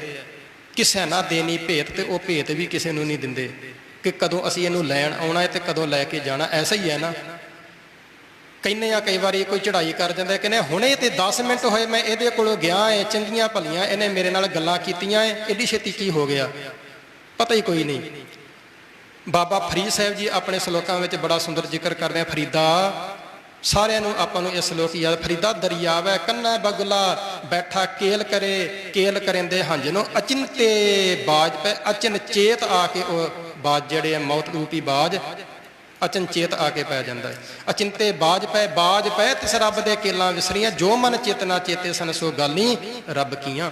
ਸਤਿਗੁਰੂ ਕਹਿੰਦੇ ਹਨ ਪਕੜ ਚਲਾਏ ਨ ਦੂਤ ਜਮ, ਕਿਸੈ ਨਾ ਦੇਨੀ ਭੇਤ। ਜਦੋਂ ਜਮ ਦੇ ਦੂਤ ਇਹਨੂੰ ਫੜ ਕੇ ਆਪਣੇ ਅੱਗੇ ਲਾ ਕਰਕੇ ਤੁਰਦੇ ਐ, ਸਤਿਗੁਰੂ ਕਹਿੰਦੇ ਹਨ ਉਹ ਭੇਦ ਨਹੀਂ ਦਿੰਦੇ। ਸਾਧ ਸੰਗਤ ਜੀ, ਮਨੁੱਖ ਨੇ ਆਪਣੇ ਘਰੋਂ ਕਿਤੇ ਬਾਹਰ ਜਾਣਾ ਹੋਵੇ ਨਾ, ਤੇ ਘਰੇ ਦੱਸ ਕੇ ਜਾਂਦਾ ਹੈ ਕਿ ਮੈਂ ਇੰਨੇ ਸਮੇਂ ਵਾਸਤੇ ਚੱਲਿਆ, ਫਲਾਣੀ ਜਗ੍ਹਾ ਤੇ ਚੱਲਿਆ, ਇੰਨੇ ਚਿਰ ਬਾਅਦ ਮੈਂ ਫਿਰ ਵਾਪਸ ਆਵਾਂਗਾ, ਜਾਂ ਉੱਥੇ ਪਹੁੰਚ ਕੇ ਮੈਂ ਤੁਹਾਨੂੰ ਟੈਲੀਫੋਨ ਕਰਾਂਗਾ, ਦੱਸਾਂਗਾ ਕਿੰਨੇ ਸਮੇਂ ਬਾਅਦ ਮੈਂ ਆ ਰਿਹਾ। ਪਰ ਸਤਿਗੁਰੂ ਕਹਿੰਦੇ ਹਨ ਇਹ ਆਤਮਾ ਜਦੋਂ ਸਰੀਰ ਵਿੱਚੋਂ ਵਿਛੜਦੀ ਹੈ, ਇਹ ਨਹੀਂ ਕੋਈ ਭੇਦ ਦਿੰਦੀ। ਇੱਕ ਦੱਜਾ ਹੈ, ਇੱਕ ਦੱਬੀਆ ਹੈ, ਇੱਕ ਨਾ ਕੁੱਤੇ ਖਾਹੇ, ਇੱਕ ਪਾਣੀ ਵਿੱਚ ਉਸਟਿਆ ਹੈ, ਇੱਕ ਭੀ ਫਿਰ ਹੱਸਣ ਪਾਹੇ, ਨਾਨਕ ਏਵ ਨਾ ਜਾਪੇ ਕਿੱਥੈ ਜਾਏ ਸਮਾਹੇ। ਇਹ ਬਾਹਰ ਦੀ ਸਾਡੀ ਕਿਰਿਆ ਹੈ। ਕਿਸੇ ਨੇ ਸਰੀਰ ਨੂੰ ਦੱਬ ਦਿੱਤਾ, ਕਿਸੇ ਨੇ ਸਰੀਰ ਨੂੰ ਸਾੜ ਦਿੱਤਾ, ਕਿਸੇ ਨੇ ਸਰੀਰ ਨੂੰ ਜਲ ਦੇ ਵਿੱਚ ਪ੍ਰਵਾਹ ਕਰ ਦਿੱਤਾ। ਪਾਰਸੀ ਲੋਕ ਜਿਹੜੇ ਹਨ ਉਹ ਖੂਹ ਦੇ ਵਿੱਚ ਸੁੱਟ ਦਿੰਦੇ ਹਨ ਕਿ ਆ ਕੇ ਪੰਛੀ ਖਾ ਲੈਣਗੇ। ਪਰ ਸਤਿਗੁਰੂ ਕਹਿੰਦੇ ਨਾਨਕ ਏਵ ਨਾ ਜਾਪੇ ਕਿੱਥੈ ਜਾਏ ਸਮਾਹੇ। ਇਹ ਤੇ ਕਿਸੇ ਨੂੰ ਪਤਾ ਹੀ ਨਹੀਂ ਲੱਗਦਾ, ਇਹ ਤੇ ਭੇਦ ਹੀ ਕਿਸੇ ਨੂੰ ਨਹੀਂ ਕਿ ਅੰਦਰੋਂ ਜਿਹੜਾ ਹੰਸ ਉਡਾਰੀ ਮਾਰ ਗਿਆ ਉਹ ਕਿੱਥੇ ਹੈ। ਪਕੜ ਚਲਾਏ ਨ ਦੂਤ ਜਮ, ਕਿਸੈ ਨਾ ਦੇਨੀ ਭੇਤ। ਤੇ ਗੁਰੂ ਸਾਹਿਬ ਜੀ ਕਹਿੰਦੇ ਹਨ ਛੱਡ ਖੜੋਤੇ ਖਿਨੈ ਮਾਹੇ, ਜਿਨ ਸਿਉ ਲੱਗਾ ਹੇਤ। ਜਿਨ੍ਹਾਂ ਦੇ ਨਾਲ ਹੇਤ ਲੱਗਾ ਹੁੰਦਾ ਹੈ, ਜਿਸ ਪਰਿਵਾਰ ਦੇ ਨਾਲ ਬੜਾ ਸਨੇਹ ਸੀ, ਉਹ ਸਾਰੇ ਦੇ ਸਾਰੇ ਪਰਿਵਾਰ ਦੇ ਜੀ, ਸਾਰੇ ਦੇ ਸਾਰੇ ਮੈਂਬਰ ਜਿਹੜੇ ਹਨ ਛੱਡ ਕਰਕੇ ਇੱਕ ਪਾਸੇ ਹੋ ਕਰਕੇ ਖਲੋ ਜਾਂਦੇ ਹਨ। ਗੁਰੂ ਸਾਹਿਬ ਜੀ ਕਹਿੰਦੇ ਹਨ ਉਸ ਵੇਲੇ ਇਹਦੀ ਹਾਲਤ ਹੁੰਦੀ ਹੈ, ਹੱਥ ਮਰੋੜੈ ਤਨ ਕਪੇ, ਸਿਆਹ ਹੋਆ ਸੇਤ। ਜੇਹਾ ਬੀਜੈ ਸੋ ਲੁਣੈ, ਕਰਮਾ ਸੰਦੜਾ ਖੇਤ। ਮੌਤ ਆਉਂਦੀ ਹੈ ਤੇ ਹੱਥ ਮਰੋੜਦਾ ਹੈ, ਹੱਥ ਮਰੋੜਦਾ ਹੈ। ਕਿਉਂਕਿ ਸਾਧ ਸੰਗਤ ਜੀ ਜਦੋਂ ਮੌਤ ਆਉਂਦੀ ਹੈ ਨਾ, ਬਾਬਾ ਫਰੀਦ ਸਾਹਿਬ ਜੀ ਆਪਣੀ ਬਾਣੀ ਵਿੱਚ ਜ਼ਿਕਰ ਕਰਦੇ ਹਨ, ਉਸ ਵੇਲੇ ਇਹ ਅੰਦਰੋਂ ਕੰਬਦਾ ਹੈ। ਹੱਥ ਮਰੋੜੈ ਤਨ ਕਪੇ, ਸਰੀਰ ਇਹਦਾ ਕੰਬਦਾ ਹੈ, ਹੱਥ ਮਰੋੜਦਾ ਹੈ। ਸਿਆਹ ਹੋਆ ਸੇਤ, ਸਿਆਹ ਦਾ ਭਾਵ ਹੈ ਕਾਲਾ, ਹੋਆ ਸੇਤ ਇਹਦਾ ਚਿੱਟਾ ਗੋਰਾ ਚਿੱਟਾ ਰੰਗ ਜਿਹੜਾ ਹੈ ਉਹ ਵੀ ਕਾਲਾ ਪੈ ਜਾਂਦਾ ਹੈ। ਜਾਂ ਸਾਧ ਸੰਗਤ ਜੀ ਇਸ ਪੰਕਤੀ ਦਾ ਭਾਵ ਹੈ ਕਿ ਸਰੀਰ ਜਿਹੜਾ ਹੈ ਜਦੋਂ ਮ੍ਰਿਤਕ ਹੋ ਜਾਵੇ ਕੋਈ ਪ੍ਰਾਣੀ ਤੇ ਉਹਦਾ ਸਰੀਰ ਉਸ ਵੇਲੇ ਚਿੱਟਾ ਪੈ ਜਾਂਦਾ ਹੈ। ਸਤਿਗੁਰੂ ਕਹਿੰਦੇ ਹਨ ਇਹ ਜਿਹੜਾ ਸਿਆਹ ਕਾਲਾ ਸਰੀਰ ਸੀ ਨਾ, ਕਿਉਂਕਿ ਸਰੀਰ ਦੇ ਅੰਦਰ ਖੂਨ ਹੈ, ਇਸ ਕਰਕੇ ਇਹ ਕਾਲਾ ਹੈ, ਤੇ ਇਹ ਖੂਨ ਰੁਕਣ ਦੇ ਨਾਲ ਸਰੀਰ ਵੀ ਚਿੱਟਾ ਪੈ ਜਾਂਦਾ ਹੈ। ਸਿਆਹ ਹੋਆ ਸੇਤ। ਤੇ ਗੁਰੂ ਸਾਹਿਬ ਜੀ ਕਹਿੰਦੇ ਹਨ ਅਗਲੀ ਕਹਾਣੀ ਆਰੰਭ ਹੋ ਜਾਂਦੀ ਹੈ, ਜੇਹਾ ਬੀਜੈ ਸੋ ਲੁਣੈ, ਕਰਮਾ ਸੰਦੜਾ ਖੇਤ। ਇਹ ਸਰੀਰ ਰੂਪੀ ਖੇਤ ਦੇ ਵਿੱਚ ਕਰਮਾਂ ਦਾ ਜਿਹੜਾ ਇਹਨੇ ਬੀਜ ਬੀਜਿਆ ਸੀ, ਉਸ ਬੀਜ ਨੂੰ ਹੁਣੇ ਲੁਣਦਾ ਹੈ, ਉਸ ਖੇਤੀ ਨੂੰ ਇਹ ਵੱਢਦਾ ਹੈ। ਸਤਿਗੁਰੂ ਜੀ ਬਾਣੀ ਵਿੱਚ ਤਾਂ ਹੀ ਬਾਰ-ਬਾਰ ਜ਼ਿਕਰ ਕਰਦੇ ਹਨ, ਹੇ ਜੀਵ ਹੇ ਮਨੁੱਖ, ਫਰੀਦਾ ਲੋੜੈ ਦਾਖ ਬਿਜੌਰੀਆਂ, ਕਿੱਕਰ ਬੀਜੈ ਜੱਟ, ਹੰਡੈ ਉਨ ਕਤਾਏ ਦਾ, ਪੈਂਦਾ ਲੋੜੈ ਪੱਟ। ਜੇ ਤੂੰ ਸੋਹਣੇ ਵਸਤਰ ਪਾਉਣੇ ਚਾਹੁੰਦਾ ਏ ਫਰੀਦਾ, ਹੰਡਾ ਉਨ ਕਤਾਏ ਦਾ, ਕੱਤੀ ਤੇ ਤੂੰ ਉਨ ਹੈ ਤੇ ਸੋਚਦਾ ਕਿ ਮੈਂ ਰੇਸ਼ਮੀ ਵਸਤਰ ਪਾਵਾਂ, ਕਿੱਥੋਂ ਪਾ ਲਵੇਂਗਾ। ਲੋੜੈ ਦਾਖ ਬਿਜੌਰੀਆਂ ਕਿੱਕਰ ਬੀਜੈ ਜੱਟ। ਬੀਜ ਕਿੱਕਰਾਂ ਦੇ ਬੀਜਿਆ ਕੰਡਿਆਂ ਦੇ, ਤੇ ਸੋਚਦਾ ਕਿ ਸੋਹਣੀਆਂ ਦਾਖਾਂ ਖਾਵਾਂ। ਇੰਜ ਨਹੀਂ ਹੋ ਸਕਦਾ। ਜਿਹੋ ਜਿਹੇ ਤੂੰ ਕਰਮ ਕੀਤੇ ਐ, ਜਿਹੋ ਜਿਹਾ ਬੀਜ ਬੀਜਿਆ ਏ, ਉਹ ਤੈਨੂੰ ਭੋਗਣਾ ਹੀ ਪੈਣਾ ਹੈ। ਜਿਹਾ ਬੀਜੈ ਸੋ ਲੁਣਾ ਹੈ, ਕਰਮਾਂ ਸੰਦੜਾ ਖੇਤ। ਸਤਿਗੁਰੂ ਕਹਿੰਦੇ ਹਨ ਜੇ ਕਰਮ ਤੇ ਮਾੜੇ ਹੋ ਗਏ, ਬੀਜ ਤੇ ਮੇਰੇ ਕੋਲੋਂ ਮਾੜਾ ਬੀਜਿਆ ਗਿਆ, ਤੇ ਪਰ ਸਾਧ ਸੰਗਤ ਜੀ ਗੁਰੂ ਗ੍ਰੰਥ ਸਾਹਿਬ ਜੀ ਦੀ ਬਾਣੀ, ਗੁਰੂ ਨਾਨਕ ਸਾਹਿਬ ਜੀ ਦਾ ਘਰ ਜਿਹੜਾ ਹੈ ਇਹ ਕਿਸੇ ਨੂੰ ਨਿਰਾਸ਼ ਨਹੀਂ ਕਰਦਾ। ਕਦੇ ਵੀ ਸਤਿਗੁਰਾਂ ਨੇ ਨਿਰਾਸ਼ ਨਹੀਂ ਕੀਤਾ ਕਿ ਜੇ ਤੂੰ ਮਾੜਾ ਕਰ ਬੈਠਾ ਏ। ਸਤਿਗੁਰੂ ਕਹਿੰਦੇ ਹਨ ਪਛਾਣ ਨੂੰ ਨਾ ਝਾਕ, ਆਗਾਹਾਂ ਕੂ ਧਰਾਗ ਪਿੱਛਾ ਫੇਰਨਾ ਮੋਹਡੜਾ। ਜੇ ਅੱਜ ਤੀਕਰ ਭਾਵੇਂ ਤੇਰੇ ਉੱਪਰ ਬੁਢੇਪਾ ਆ ਗਿਆ ਹੈ ਨਾ, ਜੇ ਪਿੱਛੇ ਮਾੜੇ ਕਰਮ ਹੋ ਗਏ, ਸਤਿਗੁਰੂ ਕਹਿੰਦੇ ਪਿੱਛੇ ਤਾਂ ਵੇਖ ਹੀ ਨਾ ਤੂੰ ਅਗਲਾ ਕਦਮ ਵੇਖ, ਅਗਲਾ ਕਦਮ ਕਿਵੇਂ ਪੁੱਟਣਾ ਹੈ, ਅਗਲਾ ਕਦਮ ਠੀਕ ਪੁੱਟ। ਆਗਾ ਸਮਝ ਚਲੋ ਨੰਦ ਲਾਲਾ ਪਾਤਸ਼ਾਹ, ਜੋ ਬੀਤੀ ਸੋ ਬੀਤੀ। ਸਤਿਗੁਰੂ ਕਹਿੰਦੇ ਜੇ ਮੰਦੇ ਕਰਮ ਹੋ ਗਏ, ਜੇ ਭੈੜੇ ਕਰਮ ਹੋ ਗਏ ਹਨ, ਜੇ ਮਾੜਾ ਬੀਜ ਬੀਜ ਲਿਆ ਏ, ਇੱਕ ਟਿਕਾਣਾ ਹੈ, ਇੱਕ ਥਾਂ ਹੈ, ਤੂੰ ਗੁਰੂ ਦੇ ਚਰਨਾਂ ਦੇ ਵਿੱਚ ਅਜੇ ਵੀ ਆ ਕਰਕੇ ਟੈਪਾ। ਨਾਨਕ ਪ੍ਰਭ ਸਰਨਾਗਤੀ ਚਰਨ ਬੋਹਿਥ ਪ੍ਰਭ ਦੇਤ। ਸੇ ਭਾਦੋਏ ਨਰਕ ਨਾ ਪਾਈਆ ਹੈ, ਗੁਰ ਰੱਖਣ ਵਾਲਾ ਹੇਤ। ਸਤਿਗੁਰੂ ਕਹਿੰਦੇ ਹਨ ਜੇ ਪ੍ਰਭੂ ਪਰਮਾਤਮਾ ਦੀ ਸ਼ਰਨ ਦੇ ਵਿੱਚ ਆ ਗਏ ਹਨ, ਨਾਨਕ ਪ੍ਰਭ ਸਰਨਾਗਤੀ ਚਰਨ ਬੋਹਿਤ ਪ੍ਰਭ ਦੇਤ। ਸਤਿਗੁਰੂ ਕੀ ਕਰਦਾ ਹੈ, ਉਹ ਪ੍ਰਭੂ ਪਰਮਾਤਮਾ ਗੁਰੂ ਦੇ ਚਰਨਾਂ ਦਾ ਜਹਾਜ਼ ਬਖਸ਼ ਦਿੰਦਾ। ਗੁਰੂ ਦੇ ਚਰਨਾਂ ਰੂਪੀ ਜਹਾਜ਼ ਦੇ ਉੱਪਰ ਚੜ੍ਹ ਕੇ ਇਹ ਜੀਵ ਸੰਸਾਰ ਸਮੁੰਦਰ ਤੋਂ ਪਾਰ ਹੋ ਜਾਂਦਾ ਹੈ। ਗੁਰੂ ਦੇ ਚਰਨ ਕੀ ਹਨ? ਗੁਰੂ ਦਾ ਨਾਮ ਹੀ ਵਾਹਿਗੁਰੂ ਵਾਹਿਗੁਰੂ ਜਪਣਾ, ਇਹੀ ਸਾਧ ਸੰਗਤ ਜੀ ਗੁਰੂ ਦੇ ਚਰਨ ਹਨ। ਬਾਣੀ ਵਿੱਚ ਗੁਰੂ ਸਾਹਿਬ ਜੀ ਜ਼ਿਕਰ ਕਰਦੇ ਹਨ ਚਰਨ ਚਿੱਤ ਨਾਮ। ਜਾਪ ਸਾਹਿਬ ਦੇ ਵਿੱਚ ਚਿੱਤ ਵਿੱਚ ਨਾਮ ਨੂੰ ਵਸਾਉਣਾ, ਇਹ ਗੁਰੂ ਦੇ ਚਰਨ ਹਨ। ਹਿਰਦੈ ਚਰਨ ਸ਼ਬਦ ਸਤਿਗੁਰ ਕੋ ਨਾਨਕ ਬੰਧਿਓ ਪਾਲ। ਗੁਰੂ ਦੇ ਸ਼ਬਦ ਦੇ ਨਾਲ ਪ੍ਰੀਤੀ ਲਾ ਲੈਣੀ, ਪਿਆਰ ਪਾ ਲੈਣਾ, ਇਹ ਗੁਰੂ ਦੇ ਚਰਨ ਹਿਰਦੇ ਵਿੱਚ ਵਸਾਉਣੇ ਹਨ। ਆਪਾਂ ਹਰ ਰੋਜ਼ ਦੋਹਰਾ ਪੜ੍ਹਦੇ ਹਾਂ, ਵਾਹਿਗੁਰੂ ਨਾਮ ਜਹਾਜ਼ ਹੈ ਚੜੇ ਸੋ ਉਤਰੈ ਪਾਰ। ਨਾਮ ਰੂਪੀ ਜਹਾਜ਼ ਦੇ ਉੱਪਰ ਚੜਾ ਕਰਕੇ ਸਤਿਗੁਰੂ ਇਸ ਜੀਵ ਨੂੰ ਪਾਰ ਕਰਦੇ ਹਨ। ਨਾਨਕ ਪ੍ਰਭ ਸਰਨਾਗਤੀ ਚਰਨ ਬੋਹਿਥ ਪ੍ਰਭ ਦੇਤ। ਸੇ ਭਾਦੋਏ ਨਰਕ ਨਾ ਪਾਈਐ ਹੈ, ਗੁਰ ਰੱਖਣ ਵਾਲਾ ਹੇਤ। ਭਾਦਰੋਂ ਦੇ ਮਹੀਨੇ ਦੁਆਰਾ ਸਤਿਗੁਰੂ ਜੀ ਬਖਸ਼ਿਸ਼ ਕਰਦੇ ਹਨ, ਸੇ ਭਾਦੋਏ ਨਰਕ ਨਾ ਪਾਈਐ ਹੈ। ਉਹ ਜੀਵ ਜਿਹੜੇ ਹਨ ਨਰਕਾਂ ਵਿੱਚ ਨਹੀਂ ਪਾਏ ਜਾਂਦੇ। ਗੁਰ ਰੱਖਣ ਵਾਲਾ ਹੇਤ, ਜਿਹੜਾ ਗੁਰੂ ਦੇ ਨਾਲ ਹੇਤ ਰੱਖਦਾ ਹੈ, ਜਿਹੜਾ ਗੁਰੂ ਦੇ ਨਾਲ ਪਿਆਰ ਰੱਖਦਾ ਹੈ। ਕੇਵਲ ਉੱਪਰੋਂ ਉੱਪਰੋਂ ਨਹੀਂ ਕਿ ਲੱਖ ਸਿੰਗਾਰ ਬਣਾ ਲਿਆ, ਬਾਣੀ ਵੀ ਪੜ੍ਹ ਲਈ, ਗੁਰਦੁਆਰੇ ਵੀ ਆ ਗਏ, ਸਾਰਾ ਕੁਝ ਦਿਖਾਵਾ ਕਰ ਲਿਆ। ਨਹੀਂ, ਸਤਿਗੁਰੂ ਕਹਿੰਦੇ ਹਨ ਜੇ ਦਿਖਾਵਾ ਕਰੇਗਾ ਫਿਰ ਤੂੰ ਨਰਕਾਂ ਤੋਂ ਨਹੀਂ ਛੁੱਟ ਸਕਦਾ। ਗੁਰੂ ਦੇ ਨਾਲ ਅੰਦਰੋਂ ਸਨੇਹ ਕਰ, ਅੰਦਰੋਂ ਪਿਆਰ ਕਰ। ਸੇ ਭਾਦੋਏ ਨਰਕ ਨਾ ਪਾਈਆ ਹੈ, ਗੁਰ ਰੱਖਣ ਵਾਲਾ ਹੇਤ। ਗੁਰੂ ਦੇ ਨਾਲ ਪ੍ਰੀਤੀ ਕਰੇਗਾ ਤੇ ਗੁਰੂ ਤੇਰੇ ਉੱਪਰ ਬਖਸ਼ਿਸ਼ ਕਰੇਗਾ। ਗੁਰੂ ਇਤਿਹਾਸ ਵਿੱਚ ਸਾਧ ਸੰਗਤ ਜੀ ਬੜੀ ਮਹਾਨ ਤੇ ਬੜੀ ਸੁੰਦਰ ਇੱਕ ਸਾਖੀ ਆਉਂਦੀ ਹੈ। ਕਲਗੀਆਂ ਵਾਲੇ ਸਤਿਗੁਰੂ ਦਰਿਆ ਨੂੰ ਪਾਰ ਕਰਨਾ ਸੀ। ਗੁਰੂ ਸਾਹਿਬ ਜੀ ਨਾਮ ਦੇ ਵਿੱਚ ਬੈਠ ਗਏ, ਕਿਸ਼ਤੀ ਦੇ ਵਿੱਚ। ਸੈਦਾ ਮਲਾਹ ਉਸ ਸੱਜਣ ਦਾ ਨਾਮ ਸੀ ਜਿਹੜਾ ਕਿਸ਼ਤੀ ਨੂੰ ਚਲਾ ਰਿਹਾ ਸੀ। ਸਤਿਗੁਰੂ ਕਿਸ਼ਤੀ ਦੇ ਵਿੱਚ ਬੈਠੇ ਆ ਤੇ ਉਸ ਮਲਾਹ ਕੀ ਕਰ ਰਿਹਾ, ਕਿਸ਼ਤੀ ਨੂੰ ਕੰਢੇ ਤੇ ਨਹੀਂ ਲਾ ਰਿਹਾ, ਉੱਥੇ ਘਮਾਈ ਜਾ ਰਿਹਾ, ਬਾਰ-ਬਾਰ ਵਿੱਚ ਵਿੱਚ ਘਮਾਈ ਜਾ ਰਿਹਾ। ਗੁਰੂ ਸਾਹਿਬ ਜੀ ਹੈਰਾਨ ਹੋਏ, ਕੁਝ ਸਮਾਂ ਵੇਖਦੇ ਰਹੇ ਕਿ ਸ਼ਾਇਦ ਇਹ ਹੁਣ ਲਾਵੇਗਾ ਪਾਰ, ਹੁਣ ਕੰਢੇ ਤੇ ਲਾਵੇਗਾ। ਸਤਿਗੁਰੂ ਕਹਿਣ ਲੱਗੇ, ਸੱਜਣਾ ਤੂੰ ਕਿਸ਼ਤੀ ਨੂੰ ਪਾਰ ਨਹੀਂ ਲਾ ਰਿਹਾ, ਅਸੀਂ ਉਤਰਨਾ ਹੈ, ਅਸੀਂ ਅੱਗੇ ਜਾਣਾ ਹੈ। ਜਦੋਂ ਗੁਰੂ ਸਾਹਿਬਾਂ ਨੇ ਇਹ ਗੱਲ ਕਹੀ ਤੇ ਸਾਧ ਸੰਗਤ ਜੀ ਸੈਦੇ ਮਲਾਹ ਦੀਆਂ ਅੱਖਾਂ ਦੇ ਵਿੱਚੋਂ ਪਾਣੀ ਆ ਗਿਆ। ਕਹਿਣ ਲੱਗਾ ਸਤਿਗੁਰੂ ਜਿਹੜੀ ਗੱਲ ਉਹਨੇ ਕਹੀ, ਪ੍ਰੇਮ ਪ੍ਰੀਤੀ ਹੇਤ ਕੀ ਹੈ। ਹੱਥ ਜੋੜੇ ਕਹਿਣ ਲੱਗਾ ਸਤਿਗੁਰੂ ਬੜੀ ਮੁਸ਼ਕਲ ਦੇ ਨਾਲ ਅੱਜ ਸਬੱਬ ਬਣਿਆ ਹੈ ਤੇ ਤੁਸੀਂ ਮੇਰੀ ਕਿਸ਼ਤੀ ਦੇ ਵਿੱਚ ਆ ਕੇ ਬੈਠੇ ਹੋ। ਸਤਿਗੁਰੂ ਮੈਂ ਪਾਰ ਤਾਂ ਨਹੀਂ ਲਾਉਣ ਡਿਆ, ਮੈਂ ਕੰਢੇ ਤੇ ਤਾਂ ਨਹੀਂ ਲਾਉਂਦਾ, ਜੇ ਮੈਂ ਕੰਢੇ ਤੇ ਲਾ ਦਿੱਤੀ ਤੁਸੀਂ ਉਤਰ ਜਾਣਾ ਤੇ ਤੁਸੀਂ ਚਲੇ ਜਾਣਾ ਹੈ। ਅੱਖਾਂ ਦੇ ਵਿੱਚ ਪਾਣੀ ਸੀ। ਗੁਰੂ ਸਾਹਿਬਾਂ ਨੇ ਪਿਆਰ ਦੇ ਵਿੱਚ ਆਏ ਸਤਿਗੁਰੂ ਤੇ ਗੁਰੂ ਸਾਹਿਬਾਂ ਨੇ ਉਹਨੂੰ ਛਾਤੀ ਦੇ ਨਾਲ ਲਾ ਲਿਆ। ਸਤਿਗੁਰੂ ਕਹਿਣ ਲੱਗੇ ਸੈਦਿਆ ਅਸੀਂ ਕਦੇ ਵੀ ਤੇਰੇ ਤੋਂ ਦੂਰ ਨਹੀਂ ਜਾਂਦੇ, ਸਰੀਰ ਕਰਕੇ ਜ਼ਰੂਰ ਜਾਵਾਂਗੇ ਪਰ ਤੇਰੇ ਅੰਦਰ ਜਿਹੜਾ ਸਨੇਹ ਹੈ ਨਾ, ਤੇਰੇ ਅੰਦਰ ਜਿਹੜਾ ਪਿਆਰ ਹੈ, ਤੇਰਾ ਪਿਆਰ ਵੇਖ ਕੇ ਅਸੀਂ ਕਦੇ ਵੀ ਤੇਰੇ ਤੋਂ ਦੂਰ ਨਹੀਂ ਜਾਂਦੇ। ਸਤਿਗੁਰਾਂ ਨੇ ਕੁਝ ਪੈਸੇ ਕੱਢੇ, ਉਹਨੂੰ ਕਿਰਾਇਆ ਦੇਣ ਲੱਗੇ, ਆ ਲੈ ਸੱਜਣਾ ਆ ਲੈ ਕਿਰਾਇਆ ਤੇਰਾ ਜੋ ਬਣਦਾ ਹੈ।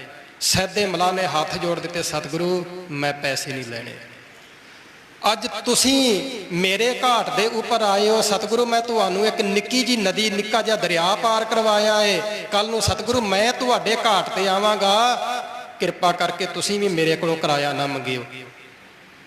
ਤੁਸੀਂ ਤੇ ਮੈਨੂੰ ਕਿਰਾਇਆ ਦੇ ਦਿਓਗੇ, ਸੋਨੇ ਦੀਆਂ ਮੋਹਰਾਂ ਵੀ ਦੇ ਸਕਦੇ ਹੋ, ਪਰ ਸਤਿਗੁਰੂ ਜਿੱਦਣ ਮੈਂ ਤੁਹਾਡੇ ਘਾਟ ਤੇ ਆਇਆ, ਸੰਸਾਰ ਸਮੁੰਦਰ ਤੋਂ ਪਾਰ ਹੋਣਾ ਹੋਇਆ, ਮੇਰੇ ਕੋਲ ਤੇ ਜਪ ਤਪ ਦਾ ਕਿਰਾਇਆ ਵੀ ਹੈ ਨਹੀਂ, ਮੇਰੇ ਕੋਲ ਤੇ ਸੇਵਾ ਸਿਮਰਨ ਦਾ ਕਿਰਾਇਆ ਵੀ ਹੈ ਨਹੀਂ। ਸਤਿਗੁਰੂ ਮੈਂ ਕਿਵੇਂ ਪਾਰ ਹੋਵਾਂਗਾ? ਅੱਜ ਮੈਂ ਵੀ ਤੁਹਾਡੇ ਕੋਲੋਂ ਕਿਰਾਇਆ ਨਹੀਂ ਲੈਣਾ, ਕੱਲ ਨੂੰ ਮੇਰੇ ਕੋਲੋਂ ਕਿਰਾਇਆ ਨਾ ਲਿਓ। ਅੱਜ ਤੁਸੀਂ ਮੇਰੇ ਘਾਟ ਦੇ ਉੱਪਰ ਆਇਓ, ਮੈਂ ਤੁਹਾਨੂੰ ਨਿੱਕੀ ਜੀ ਨਦੀ ਪਾਰ ਕਰਵਾਈ ਹੈ, ਕੱਲ ਨੂੰ ਕਿਰਪਾ ਕਰਕੇ ਮੈਨੂੰ ਸੰਸਾਰ ਸਮੁੰਦਰ ਤੋਂ ਪਾਰ ਕਰਵਾ ਦਿਓ, ਪਰ ਕਿਰਾਇਆ ਨਾ ਲਿਓ ਕੋਈ। ਗੁਰੂ ਸਾਹਿਬ ਜੀ ਪ੍ਰਸੰਨ ਹੋਏ, ਉਹਨੂੰ ਛਾਤੀ ਦੇ ਨਾਲ ਲਾਇਆ ਤੇ ਸਤਿਗੁਰੂ ਕਹਿਣਗੇ ਸੈਦਿਆ ਕੱਲਾ ਤੂੰ ਨਹੀਂ, ਤੇਰੀਆਂ 21 ਕੁਲਾਂ ਤਰ ਗਈਆਂ। 21 ਕੁਲਾਂ ਦਾ ਗੁਰੂ ਸਾਹਿਬਾਂ ਨੇ ਨਿਸਤਾਰਾ ਕਰ ਦਿੱਤਾ। ਇਹ ਹੈ ਸਾਧ ਸੰਗਤ ਜੀ ਹੇਤ, ਇਹ ਹੈ ਪਿਆਰ। ਜੇ ਇੱਕ ਨੇ ਪਿਆਰ ਕੀਤਾ ਤੇ 21 ਕੁਲਾਂ ਦਾ ਵੀ ਉਧਾਰ ਹੋ ਗਿਆ। ਪਰ ਜੇ ਕਿਤੇ ਅੰਦਰੋਂ ਅਸੀਂ ਗੁਰੂ ਦੇ ਨਾਲ ਪ੍ਰੇਮ ਕਰ ਸਕੀਏ, ਜੇ ਕਿਤੇ ਅੰਦਰੋਂ ਪ੍ਰੀਤੀ ਬਣ ਜਾਵੇ, ਗੁਰੂ ਮਿਹਰਾਮਤ ਕਰਨ।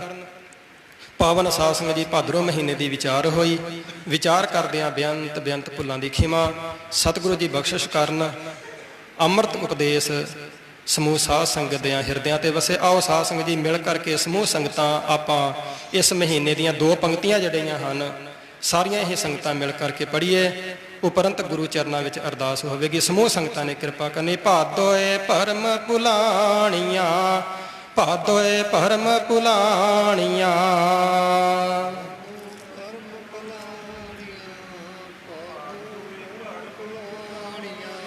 ਭਾਦੋਏ ਭਰਮ ਭੁਲਾਣੀਆਂ, ਭਾਦੋਏ ਭਰਮ ਭੁਲਾਣੀਆਂ।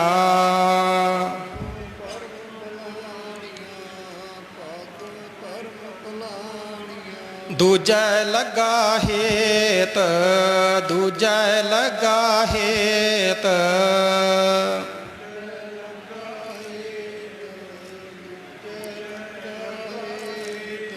ਦੂਜੈ ਲੱਗਾ ਹੇਤ, ਦੂਜੈ ਲੱਗਾ ਹੇਤ।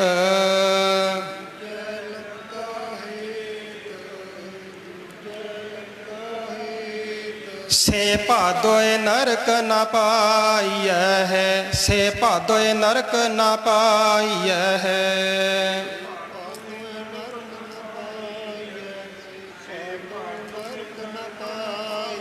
ਸੇ ਭਾਦੋਏ ਨਰਕ ਨਾ ਪਾਈਐ ਹੈ, ਸੇ ਭਾਦੋਏ ਨਰਕ ਨਾ ਪਾਈਐ ਹੈ।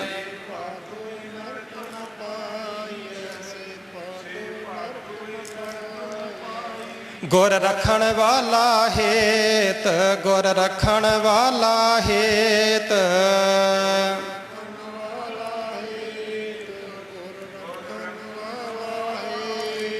ਗੁਰ ਰੱਖਣ ਵਾਲਾ ਹੇਤ, ਗੁਰ ਰੱਖਣ ਵਾਲਾ ਹੇਤ।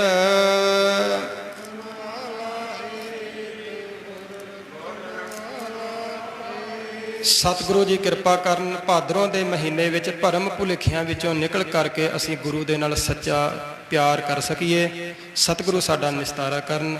ਇੰਨੀਆਂ ਵਿਚਾਰਾਂ ਆਪ ਸੰਗਤਾਂ ਨੇ ਪ੍ਰਵਾਨ ਕਰਨੀਆਂ। ਅਖੀਰ ਵਾਲੀਆਂ ਪੰਕਤੀਆਂ ਦਾ ਪਾਠ ਸਰਵਣ ਕਰੋ। ਉਪਰੰਤ ਗੁਰੂ ਚਰਨਾਂ ਵਿੱਚ ਅਰਦਾਸ। ਨਾਨਕ ਪ੍ਰਭ ਸਰਣਾਗਤੀ, ਚਰਨ ਬੋਹਿਥ ਪ੍ਰਭ ਦੇਤ, ਸੇ ਭਾਦੋਏ ਨਰਕ ਨਾ ਪਾਈਐ, ਗੁਰ ਰੱਖਣ ਵਾਲਾ ਹੇਤ। ਵਾਹਿਗੁਰੂ ਜੀ ਕਾ ਖਾਲਸਾ, ਵਾਹਿਗੁਰੂ ਜੀ ਕੀ ਫਤਿਹ। ਤੂੰ ਠਾਕੁਰ ਤੁਮ ਪਹਿ ਅਰਦਾਸ।